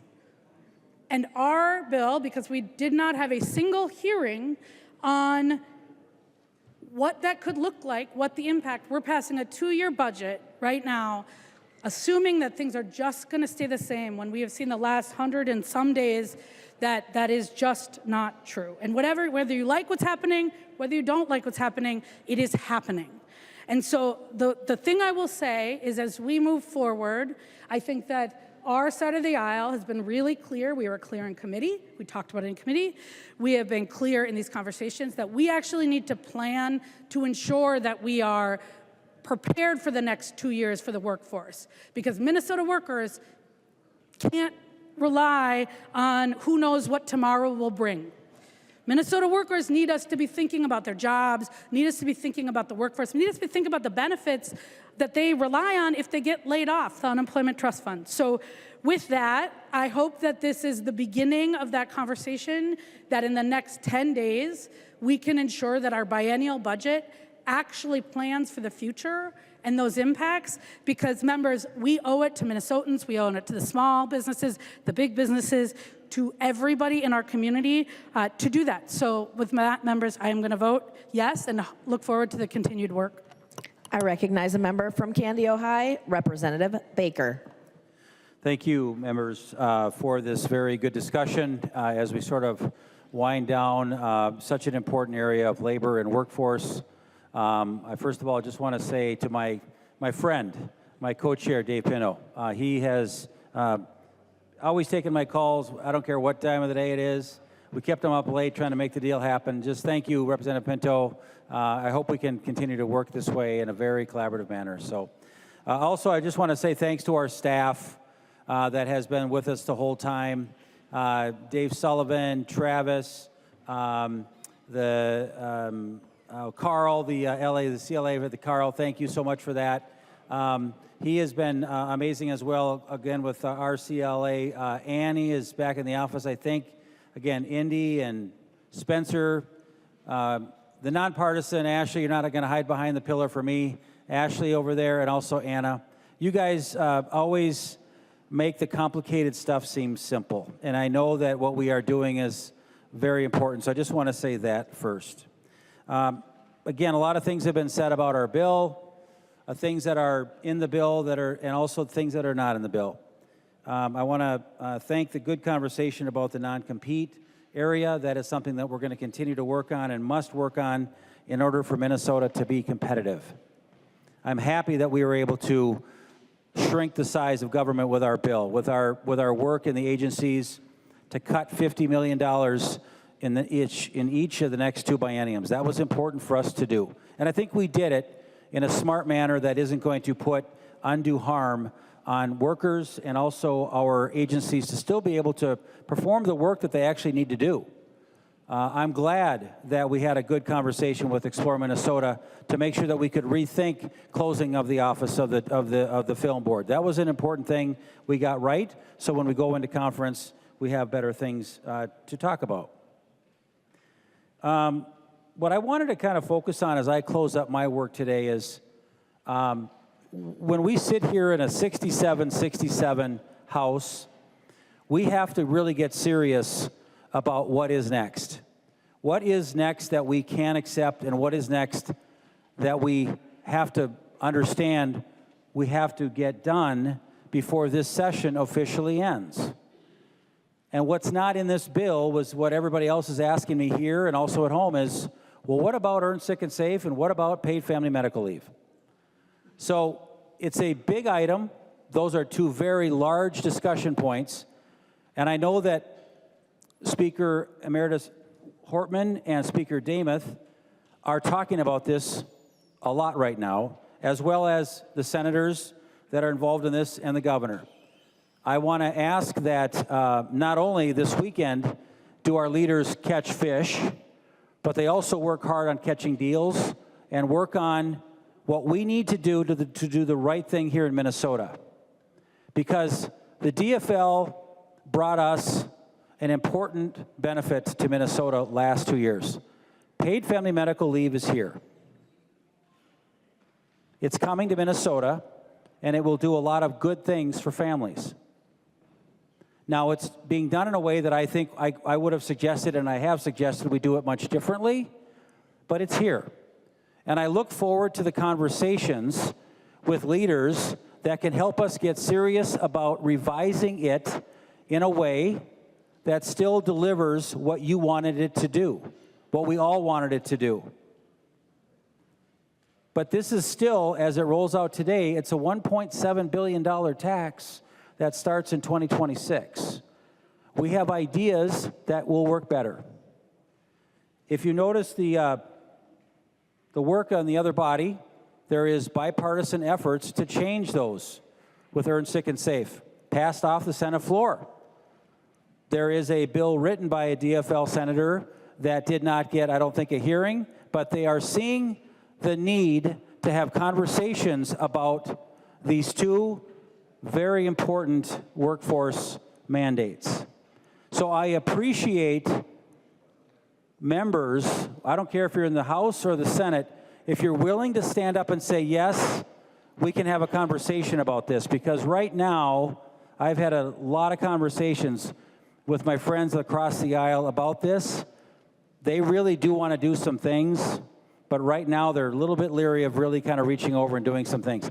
I've got some great ideas, very specific, that are not going to ruin this program. But Minnesota does not need to be one of the most progressive and rich programs in the country when we are all struggling with such dramatic workforce shortages today.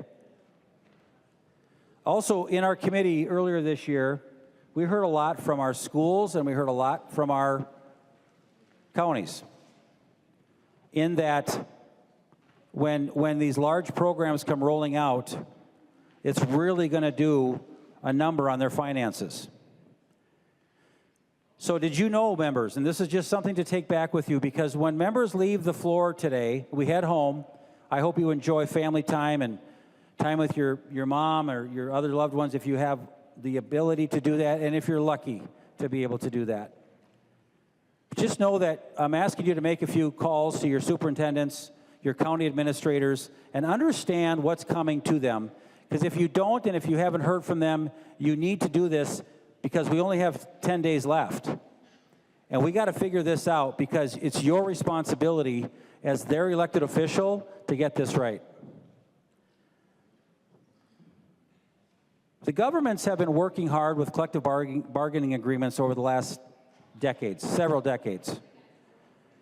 They already had in place many of these kind of leave policies already baked in to these bargaining agreements over the years that currently taxpayers are already paying. We heard from a county up north, St. Louis County, who has collective bargaining agreements with sick and safe leave banks of members up to 2,000 hours. That's really awesome that they have worked hard, negotiated those benefits, and that's one of the good parts about working for an agency that has collective bargaining agreements, is they negotiate for both benefits and pay and pensions, health care. But what's really challenging right now is we've got this new program coming out that is going to just layer on top of this. And we just have to get serious about how is that going to then fit. When you've got 2,000 hours currently in some of these counties, on average, there are 300 to 500 hours in the counties. This is a lot. And by doing what we've done in the last couple of years without recognizing collective bargaining agreements, is you're really just saying you can do it better than they can. And that's disrespectful to those CBAs. We need to do a better job, and I look forward to both talking to leadership about this and how we can move forward, because I know that we are really prioritizing these conversations the next couple of days. I want to also thank the leadership in the Senate and the DFL members that have kind of broken rank and had to make the hard choices of coming over and doing some tweaks to that holy grail of yours that I know was a lot of work.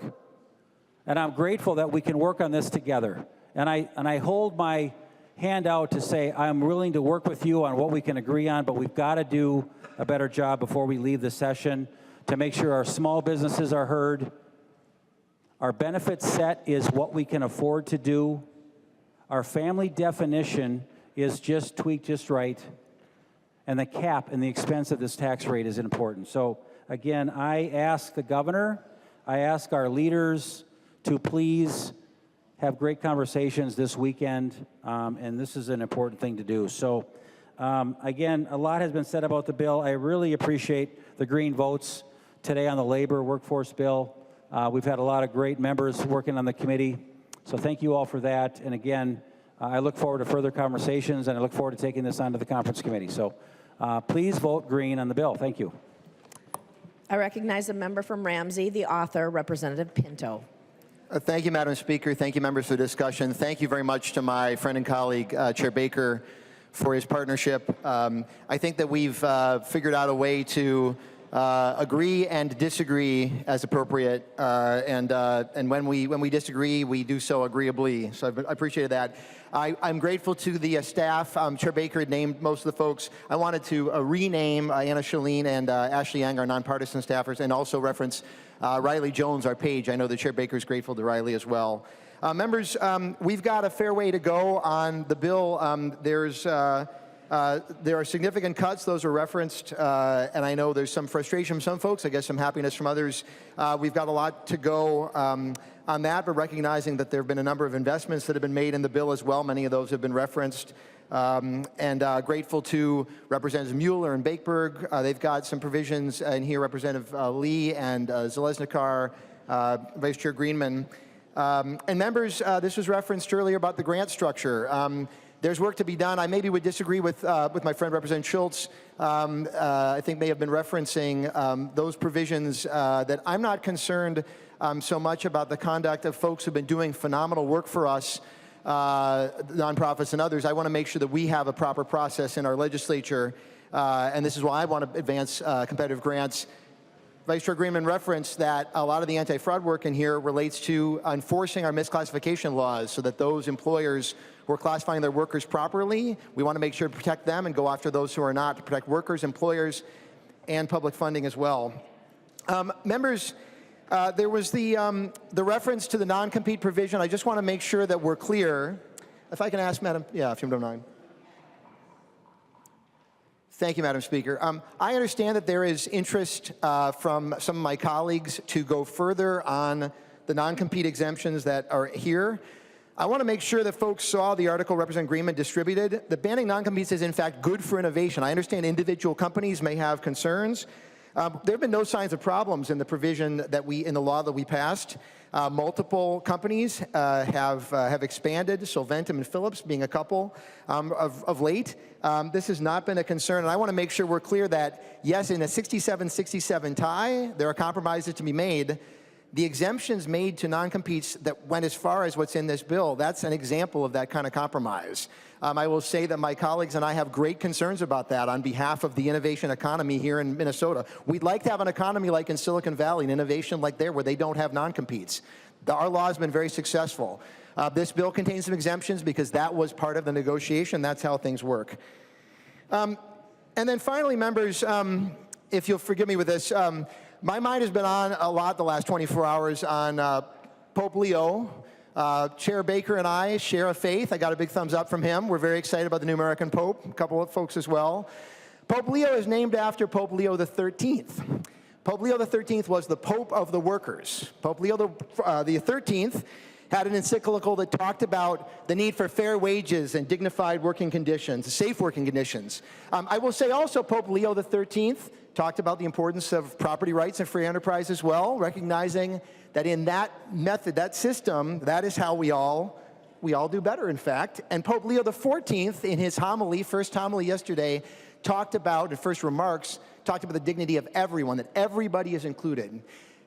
Chair Baker and others who've brought up about paid leave and earned sick and safe time, members, that's the point of those laws that we passed, is that every single worker in our economy, every single person has the opportunity that if they have a baby, they have time to be with their baby. If they have cancer, a family member has cancer, they have the ability to be with that family member to provide that care. If they get sick, God forbid they come to work because they have to choose between their paycheck and being at work, we don't want them getting other people sick at work and bringing their sickness to the office. So members, we passed those laws. Those laws are in place now to enhance the dignity of employment for everybody. And I can say that is not if there's any holy grail involved in this, it's back with Pope 13th and going back before. It's not a holy grail thing. It is because we want to have every person have that opportunity. So we've had a lot of conversations. We'll continue to do so. But you need to understand that this is something that Minnesotans have been crying for. They're excited they have the opportunity for earned sick and safe time. And boy, they cannot wait until they got the opportunity for paid family medical leave on January 1. Members, our state has been one that has emphasized investments in people, and those investments have paid off in a strong economy, thank goodness for that, in a strong workforce, which has caused employers to want to be in our state. That's how employers get their innovation, not by blocking employees from moving from company to company, but having a phenomenal workforce that comes to work at those companies. Members, those of you on other committees, you do workforce development if you're in education and higher ed, and certainly children and families. You do economic development if you're on the transportation committee. You do that work in the other committees, and we are proud that in our committee, we are the point of the spear to do that work as well. This is a bill we can be proud of, given the constraints that we're under, and boy, I know that we can continue to make it better as we go in negotiations with the Senate, with the governor. Let's make that happen. Let's move forward. Please vote green. There being no further discussion, the clerk will take the roll on the bill.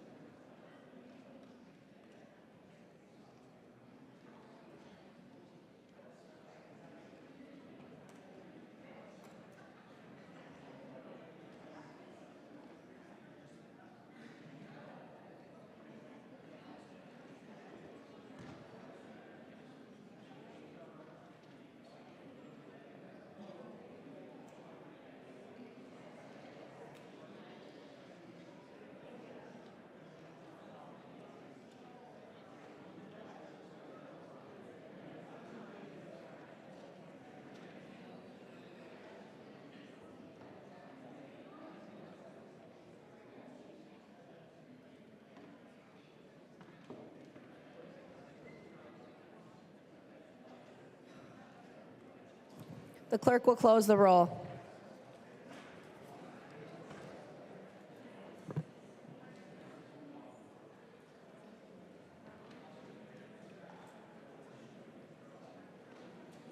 There being 115 ayes and 19 nays, the bill is passed as amended and its title is agreed to.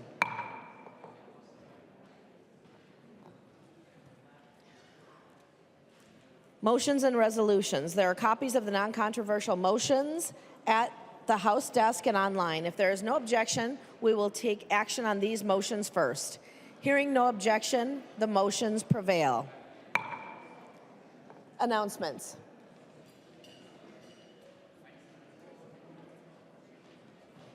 Representative Niska. Thank you, Madam Speaker. I move that when the House adjourns today, it adjourns until 11 a.m. Monday, May 12, 2025. Representative Niska moves that when the House adjourns today, it adjourns until 11 a.m. Monday, May 12, 2025. All those in favor say aye. Those opposed say nay. The motion prevails. Representative Niska. I move that the House do now adjourn. Representative Niska moves that the House do now adjourn. All those in favor say aye. Those opposed say nay. The motion prevails and the House stands adjourned until 11 a.m. Monday, May 12, 2025.